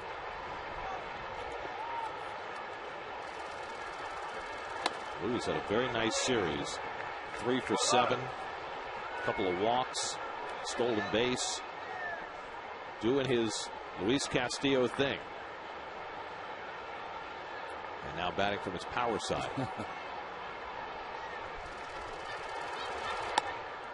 And Rhodes keeps the fastball away, 2-1. Arthur Rhodes, the only thing that has provided him with a bump in his career is when they've tried to make him a closer. He's got closer stuff, but has never had any success in that role. And some guys are just not built for the 9th inning. Well, he's just maintained his stuff. He still throws 90, 91, 92 miles an hour. Maybe in his heyday he was a 95 mile an hour guy, but still throws awfully hard. Has better control now than he did as a younger pitcher. 2-2 to Castillo. And Louis takes the fastball for ball 3. Louis has only struck out 3 times this year. Always among the toughest to fan in the league, and even more so far in 2010. 3-2. And he lines one to right field, but right there is Bruce to grab it for the first out. So Castillo retired, 1 away. Angel Pagan coming up. Let's check out our AT&T trivia question for today. Who was the only player to drive in over 1,000 runs in the 1970s? I got my guess. You and I, we always talk out loud, and then we end up giving up the answer. 1,000 runs. That's 100 a year in the 1970s. Angel Pagan takes up and away for ball 1. Well, 100 RBIs was a lot tougher in the 1970s than it was in the the 90s and the aughts.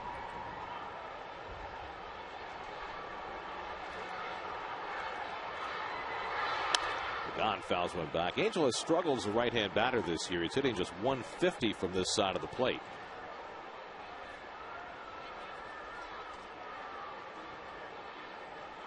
Had a bunt single his last time up. He's also walked today, 1 for 2. And Jeff Francoeur has come out on deck to bat for Alex Cora. And Pagan lines one into right center for a base hit. Bruce moves over to cut it off, and Pagan has his 2nd straight hit. And the Mets get the tying run aboard with 1 out. Well, nice job. This ball's supposed to be inside. Arthur Rhodes leaves it up and out over the plate. Nice hitting by Pagan. Not trying to do too much with that baseball, driving it to right field for the base hit. So now Francoeur will pinch hit for Cora with Castillo already in the game. He'll stay in at second base. Francoeur was getting the day off today, but comes up to bat here with the tying run aboard. Francoeur 2 for 8 in this series with a couple of RBIs. 0 for 2 in his career against Arthur Rhodes.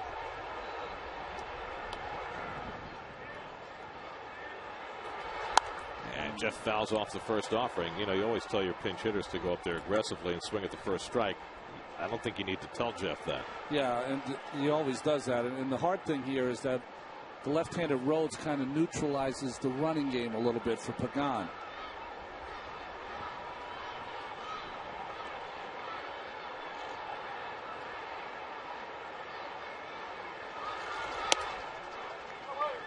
1-1 to Jeff, with Jose Reyes waiting on deck. If you're going to get Rhodes, you're going to get him today. He's a little off with his control.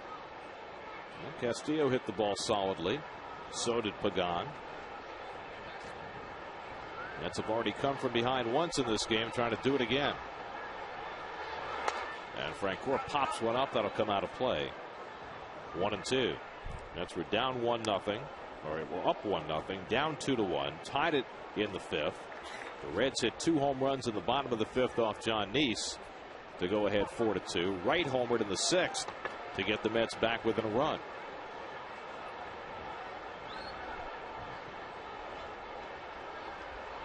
Now Rhodes ahead in the count, 1-2. There goes Pagan inside. The throw to second by Hernandez is wide, and safe is Pagan as Phillips tries to deke Pagan into thinking the ball had gone into center field, and Angel's not buying it.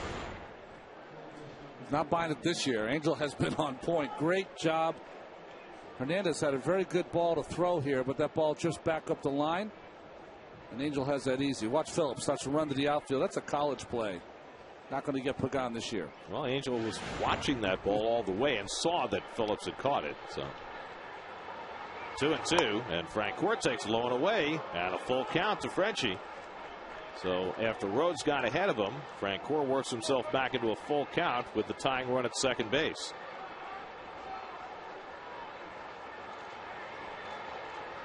Phillips holding Pagan close to second base opens up that hole between first and second for Jeff. 3-2, and he walked him. 10th walk already this year for Jeff Francoeur. Had only 23 all of last year. Now the Mets have the tying and lead runs aboard, and Jose Reyes coming up. So it's not going smoothly for Rhodes, who looked so good in the game on Monday night.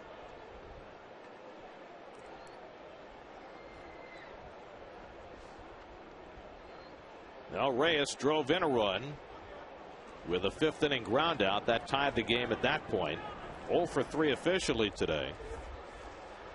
Has driven in 3 runs in this 3-game series. Kind of having a third place hitter's day today, isn't he? Coming up with lots of people on base. Came up with the bases loaded in the 3rd and hit a fly ball not deep enough to get a run in. Extra base hit, got a chance to put the Mets ahead. 2 on and 1 out, and Reyes takes a strike. A borderline strike. Jason Bay waiting on deck. Reyes 0 for 2 in his career against Rhodes, hitting just .222 as a right-hand batter this year. Swings and misses at the fastball, and now Rhodes has him in a 2-strike hole. A lot of the balls, though, in the middle of the plate from Rhodes today. Pagan at second, Francoeur at first, and 1 out. 1-2 to Jose.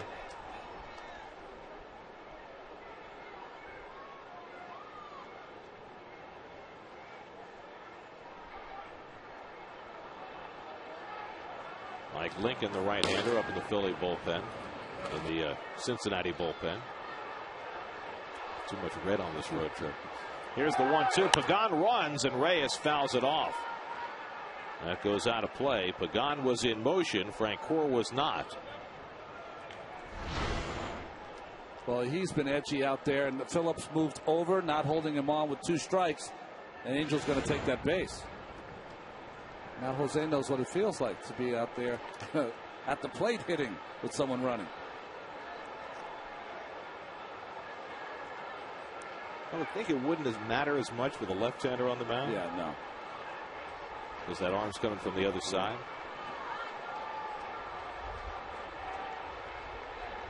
Now Rhodes slowing things down.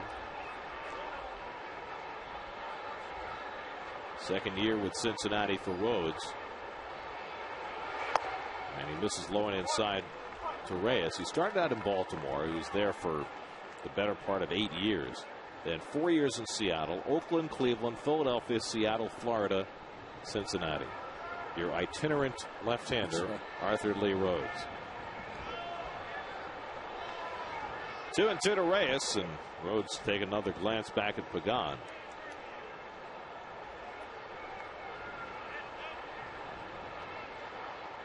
Mets trying to coax that tying run home here in the 7th. And Reyes gets all tied up. Did he go around? No. He gets a pass from Bill Welke. And the Reds dugout is incensed. Boy, we've seen this umpiring staff. They do not call the check swing. I thought Jose did an awful nice job holding that bat back personally, but if you were on that bench, it had to look like a swing. So now it's 3-2 to Reyes. You got Pagan at second, Francoeur at first, and 1 out, not running, and Reyes lofts one in foul ground. Could be playable for Hernandez, but not quite. It lands on the dugout roof. And Reyes gets another life. It's been a 9 lives at bat for Jose. Back-to-back with Francoeur and Jose. Well, Rhodes, facing his 4th hitter, has gone to a full count on 3 of the 4. He walked Francoeur on a 3-2 pitch. Lincoln ready to face Bay and Wright to follow. This is probably Rhodes' last batter. The runners were not going on the first 3-2 pitch to Reyes.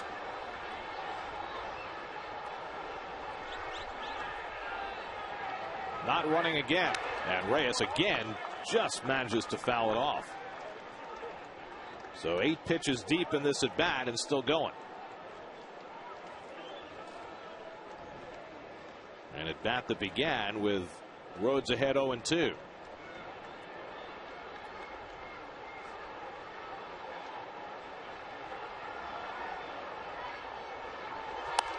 Popped up. Infield fly roll if it's fair. In foul ground, though, Cairo squeezes it for the 2nd out. So on the 9th pitch of the at-bat, Rhodes wins the battle from Reyes. And now there are 2 out and 2 on with Bay coming up, and we'll see if Dusty Baker makes the move here to the right-hander. It's going to be Brian Price, the pitching coach, who goes out to the mound. And that would make you suspect that Rhodes is staying in the game. Well, maybe with the veteran left-hander, you're going to have the pitching coach come out and talk to him. He's going to really want to find out, the veteran left-hander, how he feels. He's thrown a lot of pitches this inning. Well, Bay has never faced Arthur Rhodes, which is phenomenal. Remarkable. You would think their paths had crossed at some point or other, but Rhodes generally brought in to face left-hand hitters.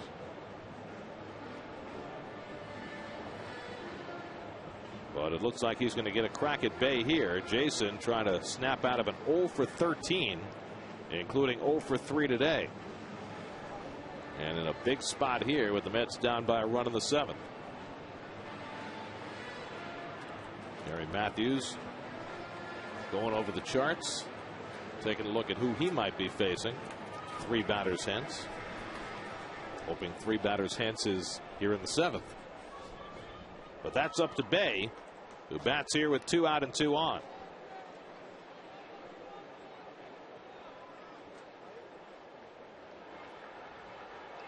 And Rhodes up and away with a fastball. Ball 1. Bay always enjoyed hitting in this ballpark, and let's could use a big hit right now. From his Pittsburgh days. Pagan the tying run at second, and Bay takes up and away, ball 2. So Rhodes keeping it away from Bay.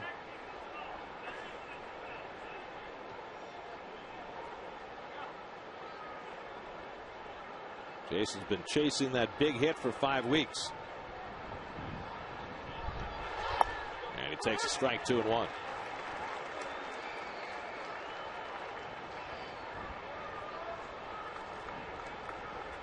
Pagan is at second. Francoeur at first with 2 down. 3 tight games here in Cincinnati. A little different for the Mets. 2-1. And Bay fouls it off. And Rhodes gets even.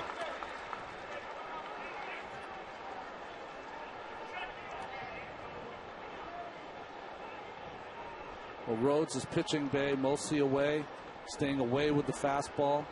Perfect time to try to shoot it that way. He has all the power in the world to leave this ballpark to right field. Especially the way the ball's traveling today. 2-2 to Jason. In there for a call, strike 3. Rhodes gets him looking at a fastball. And Bay's struggles continue with men on base. Mets down by a run.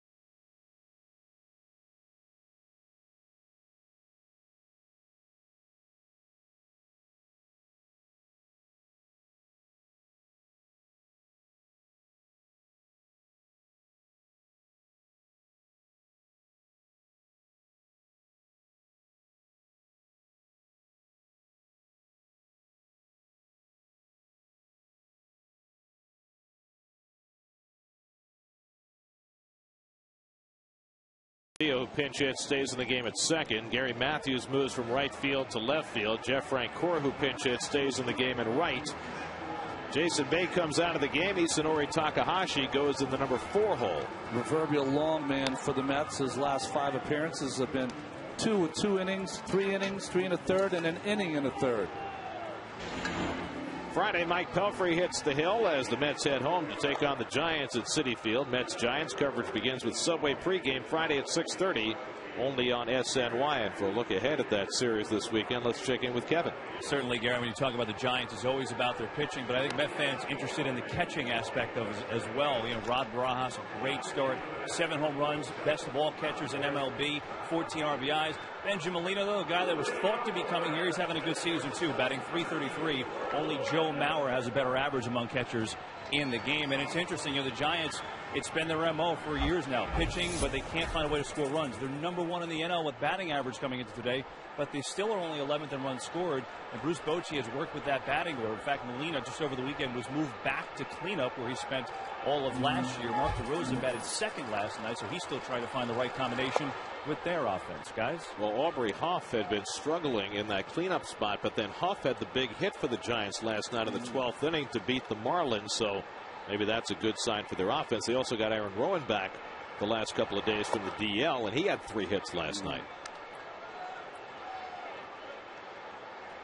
Orlando Cabrera leading off in the home 7th. Cabrera 2 for 3, drove in a run with a 4th inning single. Now facing Takahashi. And a strike with a fastball, 2-1. They're the pitching matchup for the series. Jonathan Sanchez, who has really become a star now after pitching a no-hitter last year, up against Pelfrey Friday night. He just needed that confidence builder. He didn't realize how good he was. Santana and Will Myers Saturday, and then Ollie Perez gets Lincecum on Sunday. Bare hand play by Wright, and he throws out Cabrera for the first out. Hey, David has become so adept at this play. Has that claw out there and gets that baseball and makes the fine throw. Catches that ball in perfect throwing position rather than using the whole hand. So 1 out. Here's Joey Votto. Votto banged one off the second base bag for a hit, leading off in the 5th inning, but then was caught stealing by Henry Blanco, who has not been scathed this year.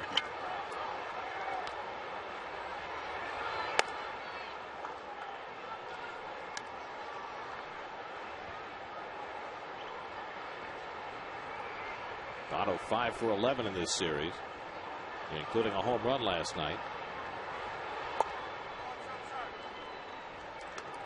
And Takahashi falls behind 2-0. Brandon Phillips waiting on deck. Takahashi last pitched in the Sunday night game in Philly when Johan Santana was falling apart in the 4th inning. The Mets rushed Takahashi up in the bullpen, but he really didn't have enough time to warm up before he came in. Swinging 3-0. Remember, for you folks at home, as Nick Massett's in the bullpen for the Cincinnati Reds, starting pitcher almost his entire career has been Takahashi, so they've always given him a little more time than a normal reliever to get ready. This time they rushed him, and even they had to go and they wanted to go and apologize to him, and they did. Yeah. And they the next day, both Jerry Manuel and Dan Warthen went to Takahashi with his interpreter and said, "Look, we know that we put you in a really bad spot, and we appreciate you taking the ball and going out there and pitching when you really weren't ready. But frankly, the way things developed in that inning, with Victor in a bit of a grand slam and then Utley hitting the home run, they really didn't have a choice. They had to get Santana out of there." Bounce down to first base, a foul ball. Still 3-2 to Votto. Well, I think that's one of those times that is most difficult for a manager, because with Santana, he's always gets out of trouble at some point. And when he doesn't, it's very unusual. I mean, most pitchers you would see get into that kind of trouble. You have 2 guys up ready to go. Again, the 3-2 from Takahashi. On the outside corner, strike 3 call. Votto down looking and stops to chat about it with Sam Holbrook. 2 out. Dusty fuming over there. The strike zone's been pretty small all day today, but maybe that pitch is outside Votto, but nice frame by Henry Blanco. Gets the call. So Takahashi set down the first 2. Now the trick is to try and get Phillips, whom no Met pitcher seems to be able to get on a regular basis. Phillips 2 for 3 today, including an opposite field home run that gave the Reds the lead in the 5th inning. His 2nd home run in this series and his 4th of the year.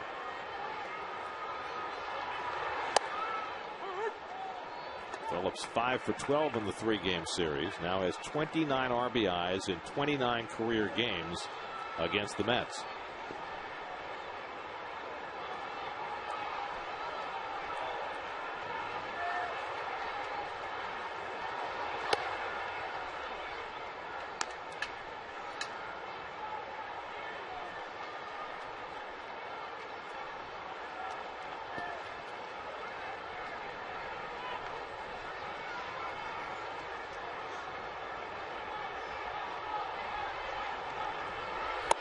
Good changeup by Takahashi, 1-2.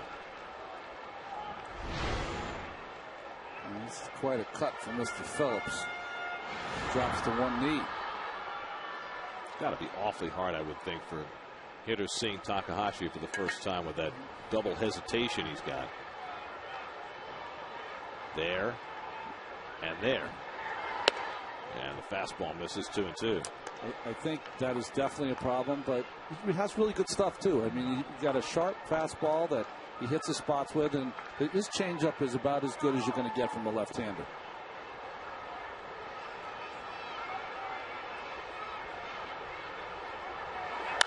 Changeup hit to right field. Frank Gore able to track this one. And that'll do it for the Reds as Takahashi comes in to throw a 1-2-3 bottom of the 7th. Now David Wright will lead off in the 8th with the Mets down by a run.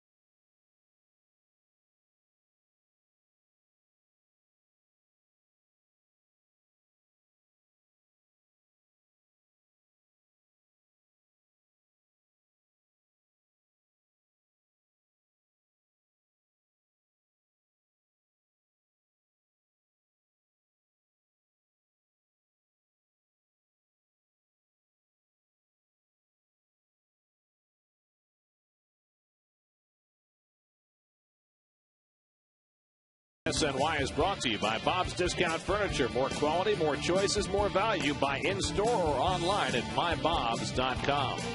By Ford, check out the best-selling vehicles in America. Drive one at your Tri-State Ford dealer today. And by Lexus. Nick Bassett comes on to pitch the 8th inning for Cincinnati. He got the win in the first game of the series through 31 pitches in 2 innings, struck out 3. See that high ERA. He's had a couple of bad outings, but this young man that they got from the Chicago White Sox in the Ken Griffey Jr. trade has outstanding stuff. David Wright leads off. David hit an opposite field home run his last time up to get the Mets within a run. He had an infield hit against Bassett in the 11th inning on Monday night. David 2 for 3 in this game, now riding a 9-game hitting streak, 4 home runs in 5 games on the road trip. So it is all coming together right now for David. As his batting average up to .292 for the year. Now with 7 home runs, tied for the club lead. And the curveball from Massett for a strike, 1-2. Ike Davis and then Gary Matthews Jr. to follow for the Mets here in the 8th.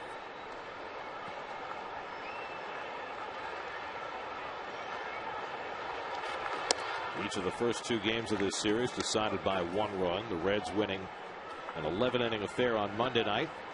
The Mets pulling it out in the 9th inning yesterday on Rod Barajas' home run.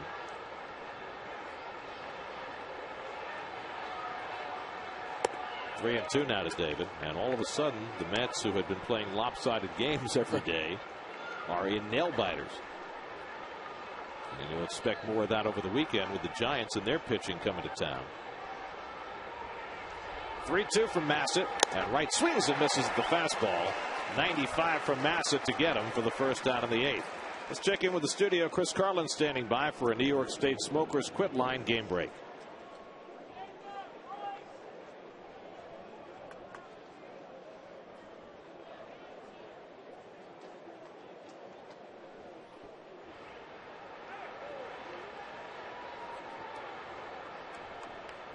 Okay, thanks, Chris. Miguel Cabrera, 2 home runs in that game for the Tigers, who are 2.5 behind the Twins starting play today. Here's Ike Davis, who's 1 for 3. A single between a couple of strikeouts. And Ike takes a fastball for a strike. Cincinnati pitchers have now struck out 10. Johnny Cueto fanned 8 in his 6 innings. Arthur Rhodes struck out Bay with 2 men on to end the 7th. And now Massett with the strikeout of David Wright to start the 8th. Miguel Cabrera came into the game batting .355. He had 28 runs batted in.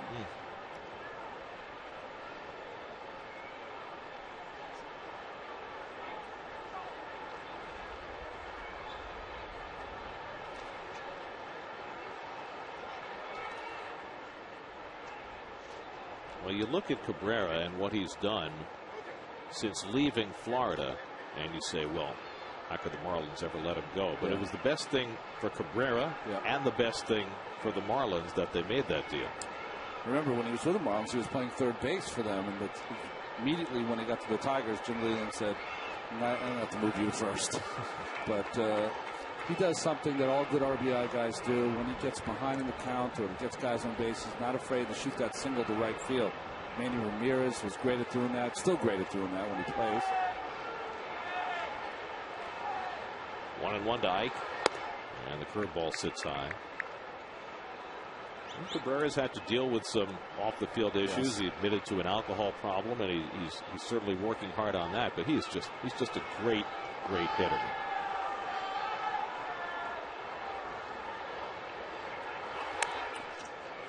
Two and 2 to Davis. I'll tell you, Ike Davis in this series has missed about 4 or 5 pitches. I'm sure he's talking to himself saying, boy, when I come around and start getting that pitch and meeting it, it's going to start hitting for some power. He has just the 1 home run, and it was quite a home run that he hit at Citi Field, right to the front of the bridge, the Shea Bridge. 2-2, swing and a miss. He struck him out. Back-to-back strikeouts for Nick Massett. 3rd time Davis has been struck out today. Well, this bullpen for Cincinnati, like you said, Gary, is their strength. Arthur Rhodes came in, pitched out of a jam in the 7th. Nick Massett trying to go right straight through the Mets lineup here in the 8th. So Gary Matthews Jr. will try his hand. Gary broke an 0 for 15 with a base hit and scored the Mets' first run in the 3rd, but he has struck out twice since. 11 strikeouts this afternoon for Cincinnati pitching. Matthews started the game in right field, now playing left.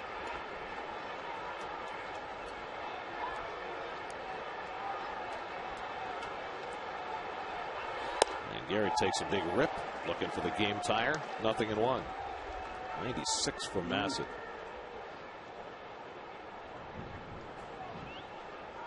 Bassett last year worked 76 innings, allowed 54 hits, and only 24 walks.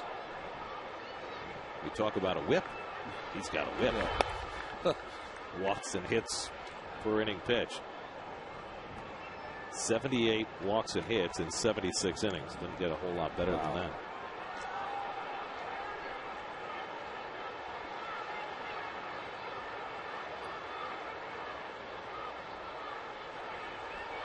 And the curveball to Matthews just misses. 2-1.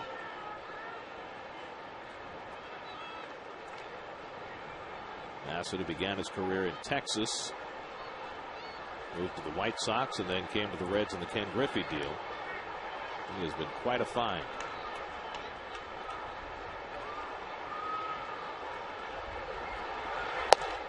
And Matthews takes the fastball for a strike. 2-2. Well, we've already seen Johnny Cueto strike out the side this afternoon. Bassett with a chance to do the same.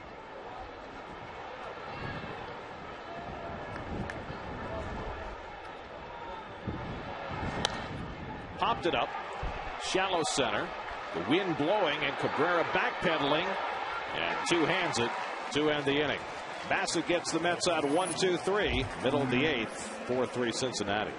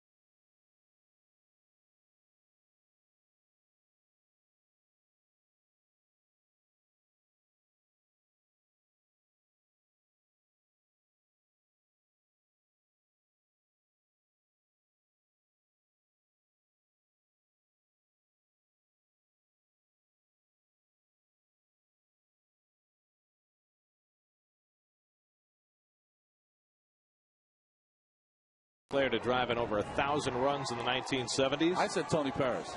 They're Johnny Bench. Johnny Bench. Well, 1 or 1A. The RBI guys for the Cincinnati Reds.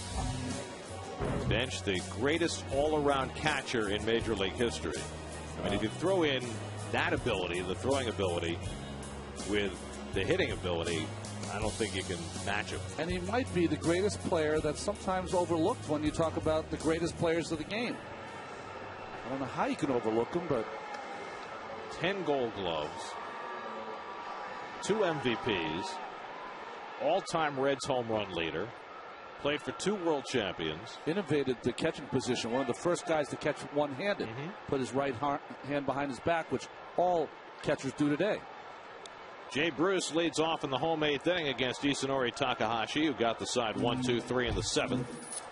And a good breaking ball to start off Mr. Bruce, 0-1. Bruce singled and scored back in the 4th inning, 1 for 3 on the day. The Reds had 12 hits in 6 innings against John Neese. Neese allowed just 4 runs on those 12 hits because he didn't walk a batter. Ripped down the right field line foul, 0-2. But a couple of home runs wound up hurting Neese. He gave up home runs to Phillips and Gomes in the 5th inning. David Wright got one of those runs back with a home run of his own, but the Reds maintaining a 1-run lead as their bullpen has hung up a couple of zeros.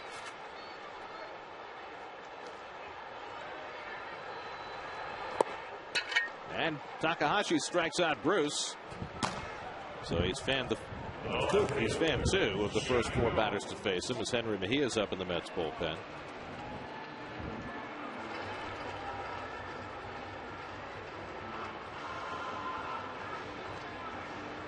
Johnny Gomes to bat. There's Francisco Cordero, who has brought into tie games each of the last 2 days.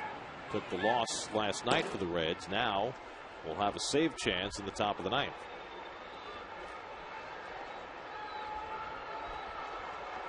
Gomes' home run is the difference in this game right now as Takahashi starts him off with a changeup. He hit one out of sight to left center for his 3rd of the year. At the time, it gave the Reds a 4-2 lead. Gomes is 2 for 3 on the day. And Takahashi stays soft, and it's 0-2. That's what you got to do against a guy like Gomes, who's just swinging for the fences.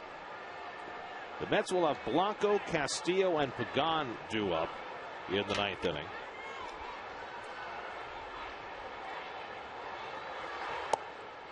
Might well see a pinch hitter for Blanco. I would think Barajas at some point has to be in there. Maybe not to lead off because you're trying to scratch a run out. But he did homer against Cordero last night. And there's no other place to hit him because the 4th slot is where you have the pitcher. You'd have a run across maybe by then. I believe the pitcher picks 4th slot. So he'd be the 6th man up in the inning. Gomes pops one up.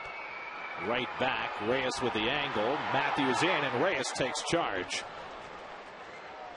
For the 2nd out, there was a little indecision there, but Reyes going a long way to get it. 2 out. Well, a little drifting here, and everyone not deciding, but luckily Jose Reyes took charge and made that play. So 5 up and 5 down for Takahashi, keeping the Mets within a run. Now Ramon Hernandez. The way the Mets lineup structured with the double switches, you got Blanco, Castillo, and Pagan, then Frank Core, then Reyes, and then the pitcher. So with Cordero coming in, the only left-handed bat left on the bench is Catalanado. So he could hit for Blanco. You could lead off Catalanado and have Barajas there for that 6th slot for a big inning. Or, with the bases loaded and 2 out. There you go. 1-1 now to Hernandez. Catalanado hydrating, getting himself ready.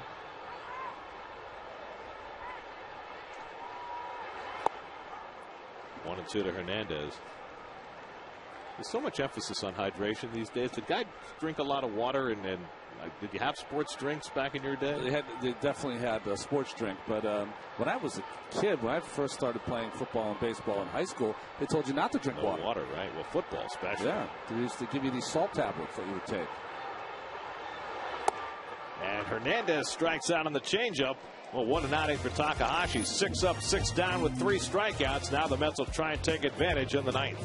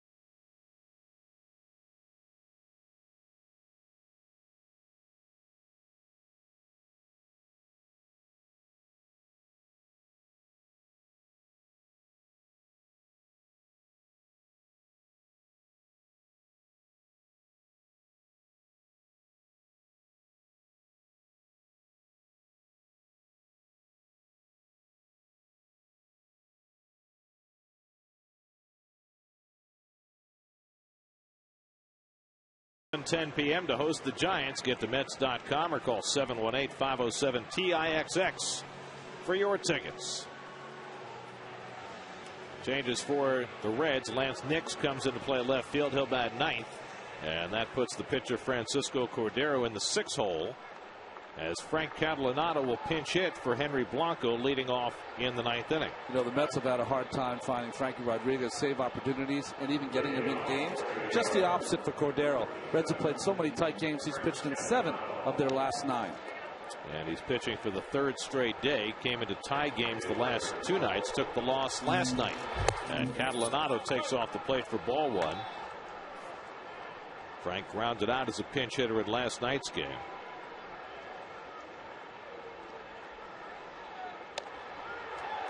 Catalanotto 0 for 7 in his career against Francisco Cordero. Mejia on the left, Rodriguez on the right. K-Rod hoping for a save chance as the Mets try to rally in the 9th. Catalanotto goes the other way and floats it foul. 1-2 to Frank. Luis Castillo on deck in the 9 hole, and then Angel Pagan. If anybody gets on, Jeff Francoeur, who's sitting in the number 2 slot after pinch hitting. Ball boy fell asleep here. Broken bat by Catalanotto. No extra bat. A broken bat that he never dropped, by the way. So David Wright plays bat boy and hands Frank a new bat. Frank and Cordero must have been teammates at one time in Texas, I believe. David was once a bat boy in Norfolk. Was he? But not for quite some time.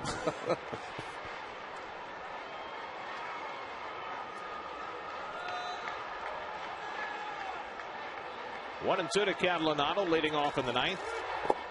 And it's in the dirt with a split, 2-2. Johnny Cueto went the first 6 for the Reds. Allowed 3 runs, 7 hits. Scoreless innings for Arthur Rhodes and Nick Massett, setting up for Cordero in a 1-run game.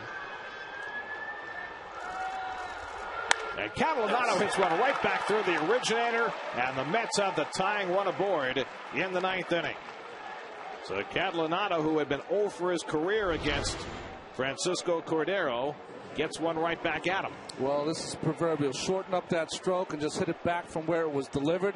Big hit for the Mets leading off here. Big hit for Catalanotto. Now, how do you play it if you're the Mets? Normally, you don't play for the tie on the road, but you've got a great bunter at the plate in Castillo. And Cairo at third base comes in, thinking the Mets might bunt here. And he does square, lays one down, and Hernandez will take the shore out at first. And the tying run now at second base. 2-3 on the sack, moving Catalanotto into scoring position. That was more of, because you had Castillo up, you had him bunt there, playing for the tie. Something like you said, you don't usually do on the road, but because Castillo, that's part of his game, a strength of his game, Jerry used that strength. So now Angel Pagan, who's had a good day at the plate, after striking out his first time up, he walked in the 3rd, laid down a bunt single in the 5th, and then stroked a base hit to right center as a right-hand batter in the 7th. So Angels 2 for 3, not trying to get that tying run home from second base.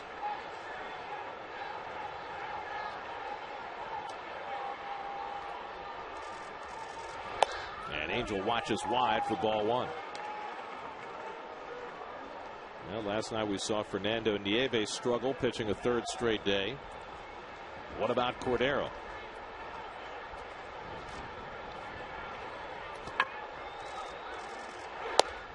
There's a strike on the outside edge, 1-1.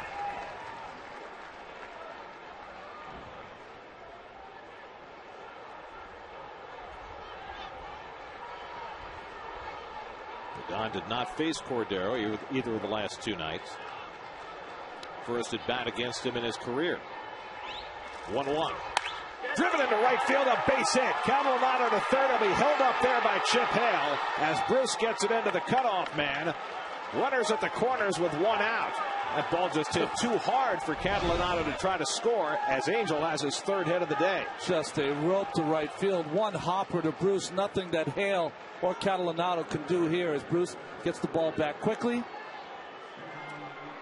Has a freeze on a line drive for a second, then proceeds And by that time, not even the third base before Bruce delivers the baseball, so Chip Hale had no choice.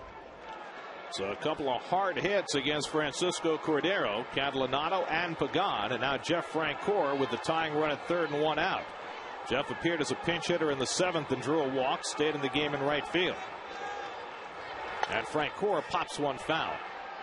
So the Mets, who won in their final turn at bat last night, trying to rally in their final at bat this afternoon. And you see Francoeur has done okay against Cordero, 2 for 6. Reyes on deck, the pitcher's spot behind him.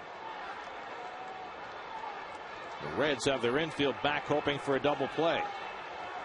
And Francoeur hits one to right center field. That'll get the run in. Back goes the center fielder. Stubbs on the warning track makes the catch. In comes Catalanato with a tying run. And the Mets have drawn even in the 9th on a sacrifice fly for Jeff Francoeur. Boy, nice clutch hitting. Nice job by Catalanato getting that first hit. That's how you build the character of the team. You're down against the closer 2 days in a row, and you rally with a win from Barajas' home run last night. Here to tie. Second blown save of the year for Francisco Cordero. He's now 9 of 11. Now the go-ahead run at first with 2 out. And here is Reyes, who's gone 0 for 4 today. And a pitch out. Pagan not going anywhere. Angel stole a base back in the 7th. And Pagan having himself a terrific day at the plate. Right in the middle of everything today for the Mets. That's an ill-advised pitch out. That means Cordero's got to throw a strike here on this pitch. Put a lot of pressure on your closer when you have a pitch out for a ball. Reyes knows now they're probably going to get a fastball for a strike. Rod Barajas has come out on deck. He'll bat for the pitcher if Reyes can keep the inning going. There goes Pagan, up and away. Hernandez's throw, out at second base. So Hernandez this time is able to gun down Pagan to end the top of the 9th, but the Mets get even. The sacrifice fly for Francoeur ties up the game going to the bottom of the 9th.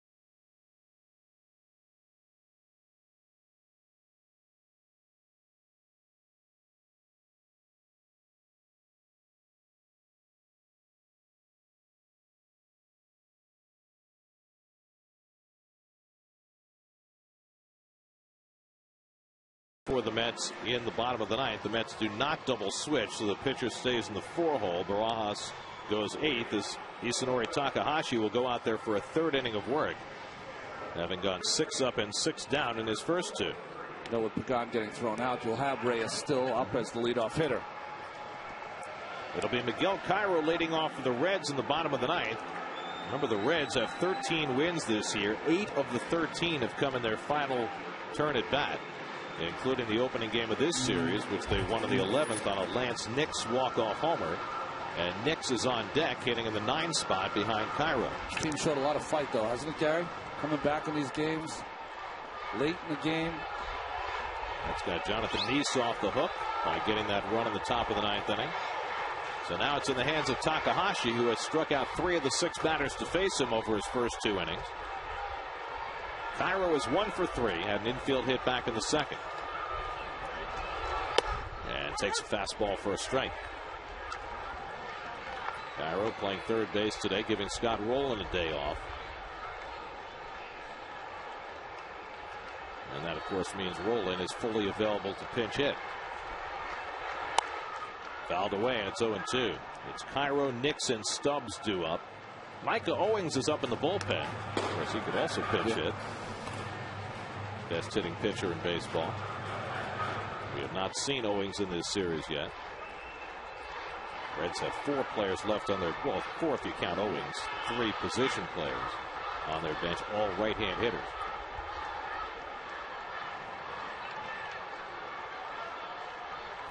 Oh-2 to Cairo, and the curveball looked like it might have crossed up to Rojas. 1-2.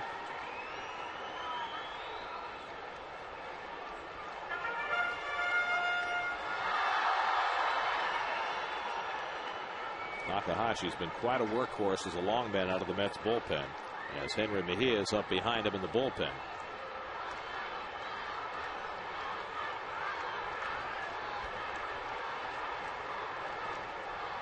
One-two. Off the fists. And right with the glasses on. 1 out. 7 up and 7 down for Takahashi. Let's check in with the studio. Chris Carlin and Bobby Ojeda to see what's coming up on Lincoln Mercury post-game live.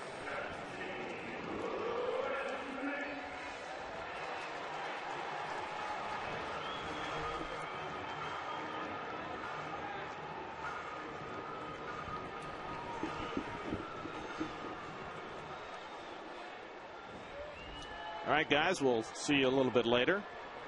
Or maybe a lot later, depending on how things transpire here in the bottom of the 9th.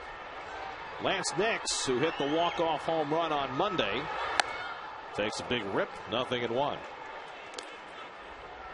Nix's home run came off Manny Acosta in the bottom of the 11th to give the Reds a 3-2 win in the opening game of this series.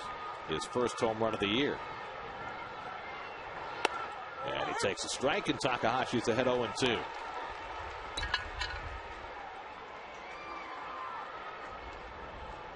.35-year-old Takahashi has just been a godsend.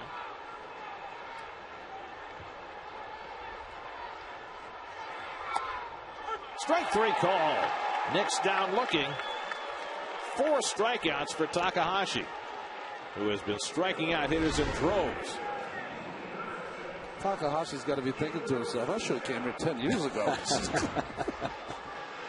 That is 26 strikeouts in 18 innings for Isanori Takahashi, who doesn't throw 90 miles an hour. He knows how to pitch, though. Very rarely get 2 pitches in a row, the same speed. Now Drew Stubbs trying to avoid the dreaded golden sombrero. 0 for 4 with 3 strikeouts today, and that curveball slipped. 1-0.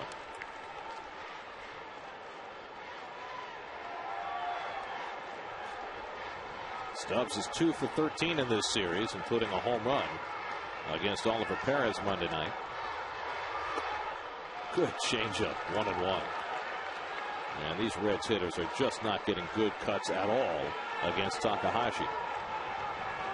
There's not been one solidly hit ball against him. Stubbs is his 9th batter. Another changeup, 1-2.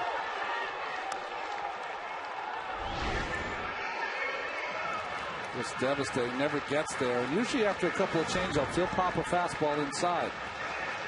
He did that to Cairo to get the pop-up.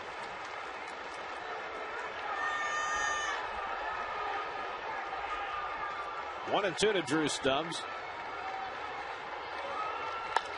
Lifted to right field along the line. Frank Cora getting over. And the inning is over. What an effort by Isanori Takahashi. 3 perfect innings of relief to send this game to extra innings for the second time in this 3-game series.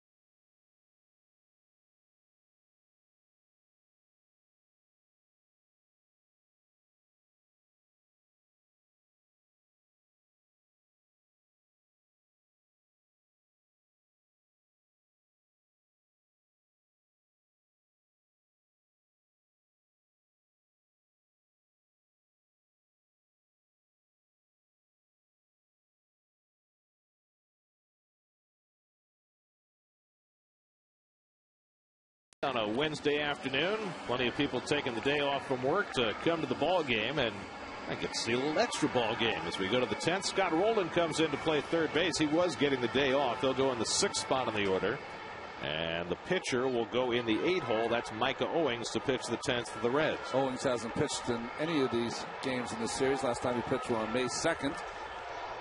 2-0 so far this year. Jose Reyes will lead off in the 10th. And takes low and inside from Owings. Reyes was at the plate when Angel Pagan was caught stealing to end the 9th after the Mets had rallied to tie the game. It'll be Reyes, then the pitcher's spot. Fernando Tatis on deck to pinch hit. And the curveball from Owings for a strike, 1-1. Pedro Feliciano tying his shoe in the Mets bullpen.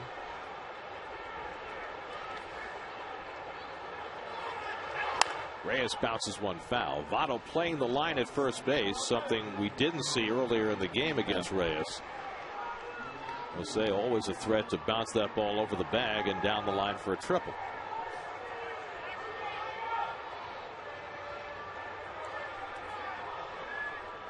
Micah Owings, who first came up with Arizona in 07. He was a starting pitcher then and made 19 starts for the Reds last year. Reyes fights one off.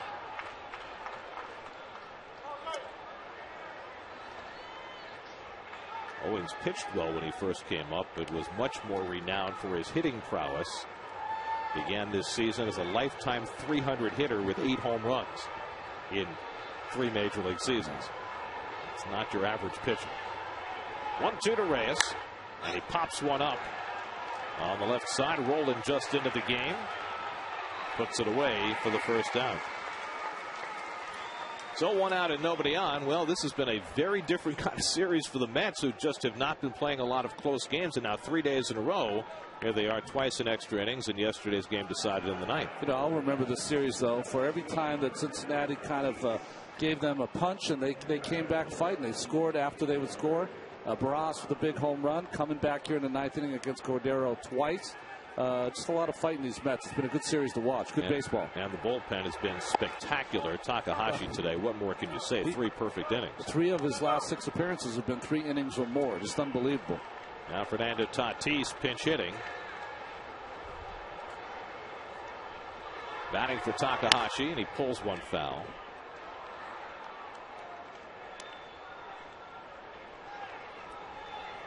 It's been a rough go for Tatis, hitting just .206. David Wright on deck. Jason Bay was double switched out of the game in the 7th, and that's why Tatis is pinch hitting in the 4 spot. He's the last man off Jerry Manuel's bench. He's now used everybody as he held the swing there. 2-1. Catalanado and Castillo and Francoeur have all pinch hit in this game. Barajas came off the bench to catch, and now Tatis pinch hitting as well. On 2-1, Fernando pulls one foul. 2-2. This is the Mets' 5th extra inning game of the year. They've gone 1-3 so far. The only win was in their longest game. In fact, the longest win in Mets history. The 20-inning game in St. Louis. What was that, the 3rd or 4th time they've gone 20 innings or more, the Mets? They've gone 25. That was against the Cardinals in '74.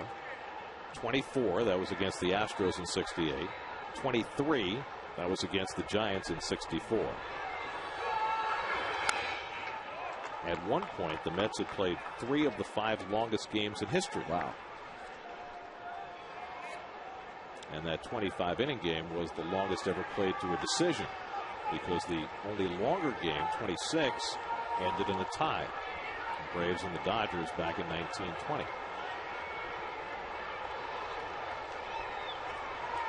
Two to Tatis, and the curveball hit in the air to center field. Hit well. Back goes Stubbs onto the track, right at the wall to make the catch. Tatis with a 405-foot blast. But the ballpark was big enough for Stubbs to grab it. Well, he hit this slider awfully hard off the bat of Tatis. Stubbs kind of drifting on it. Looks like he was going to run out of room after a while, but able to make the catch. Ball has really been carrying today. David Wright got a little bit of that in the 6th inning when he hit an opposite field home run. His 7th of the year and his 4th in 6 games on this road trip. And David swings and misses at the fastball from Owings. 0-1. David against Micah Owings is 4 for 10 with 2 home runs. And he takes another rip, and it's 0-2.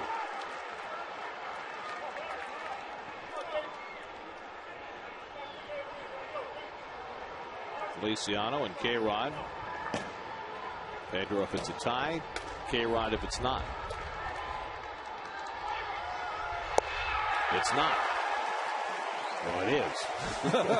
1-2-3 inning for Owings.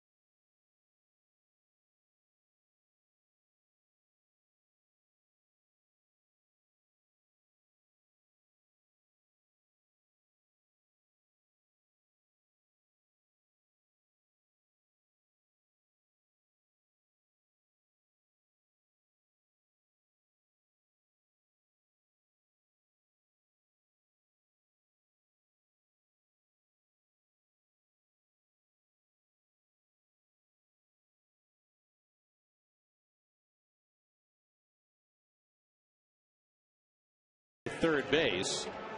David Wright was out on the field and then was told to come out. Pedro Feliciano comes in. He'll go in right spot. That's the 5-hole. The Mets only saved one spot in the batting order by making that switch. Make you wonder why. Yeah, especially the way that David's hitting. I mean, you know, spot in that batting order is going to come up again. But maybe he wants a couple of innings out of Feliciano or more. But Feliciano, what, third straight day? Fourth straight day. It'll be Orlando Cabrera, Joey Votto, and Brandon Phillips, right, left, and right for perpetual Pedro in the 10th inning.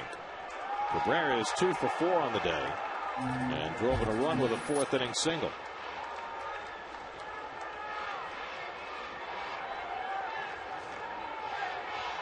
"22 hits in this game, 10 for the Mets, 12 for the Reds. And the first pitch, ball 1 to Cabrera.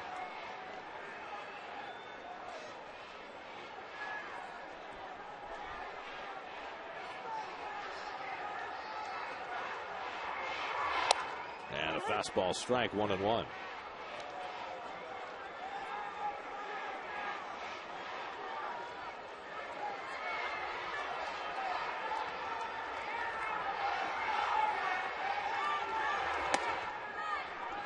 Changeup outside, 2-1 to Cabrera.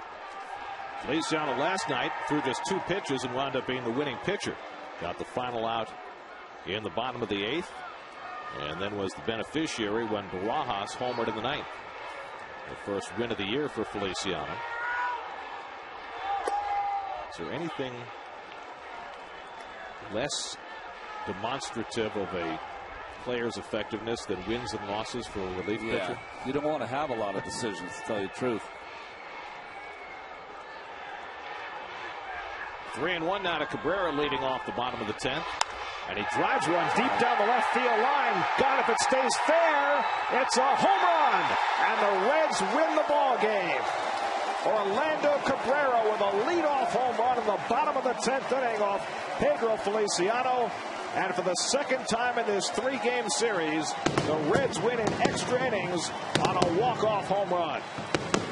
Well, Dusty Baker's squad has a lot of fight in it, too. 14 wins now, 9 have come in their last at-bat. And the veteran Cabrera, a winning player, gets the Reds a win today. And after Fernando Nieves struggled in his 3rd straight game last night, Feliciano, pitching for the 4th straight day, gives up the home run that decides the series as the Reds take 2 out of 3. Well, it's a series of close games here, Mets against the Reds. Jonathan Neese toughed it out today through 6 innings. Great job by Takahashi keeping the Mets in the game. Catalanado got a huge hit in the 9th off Cordero to get the Mets tied.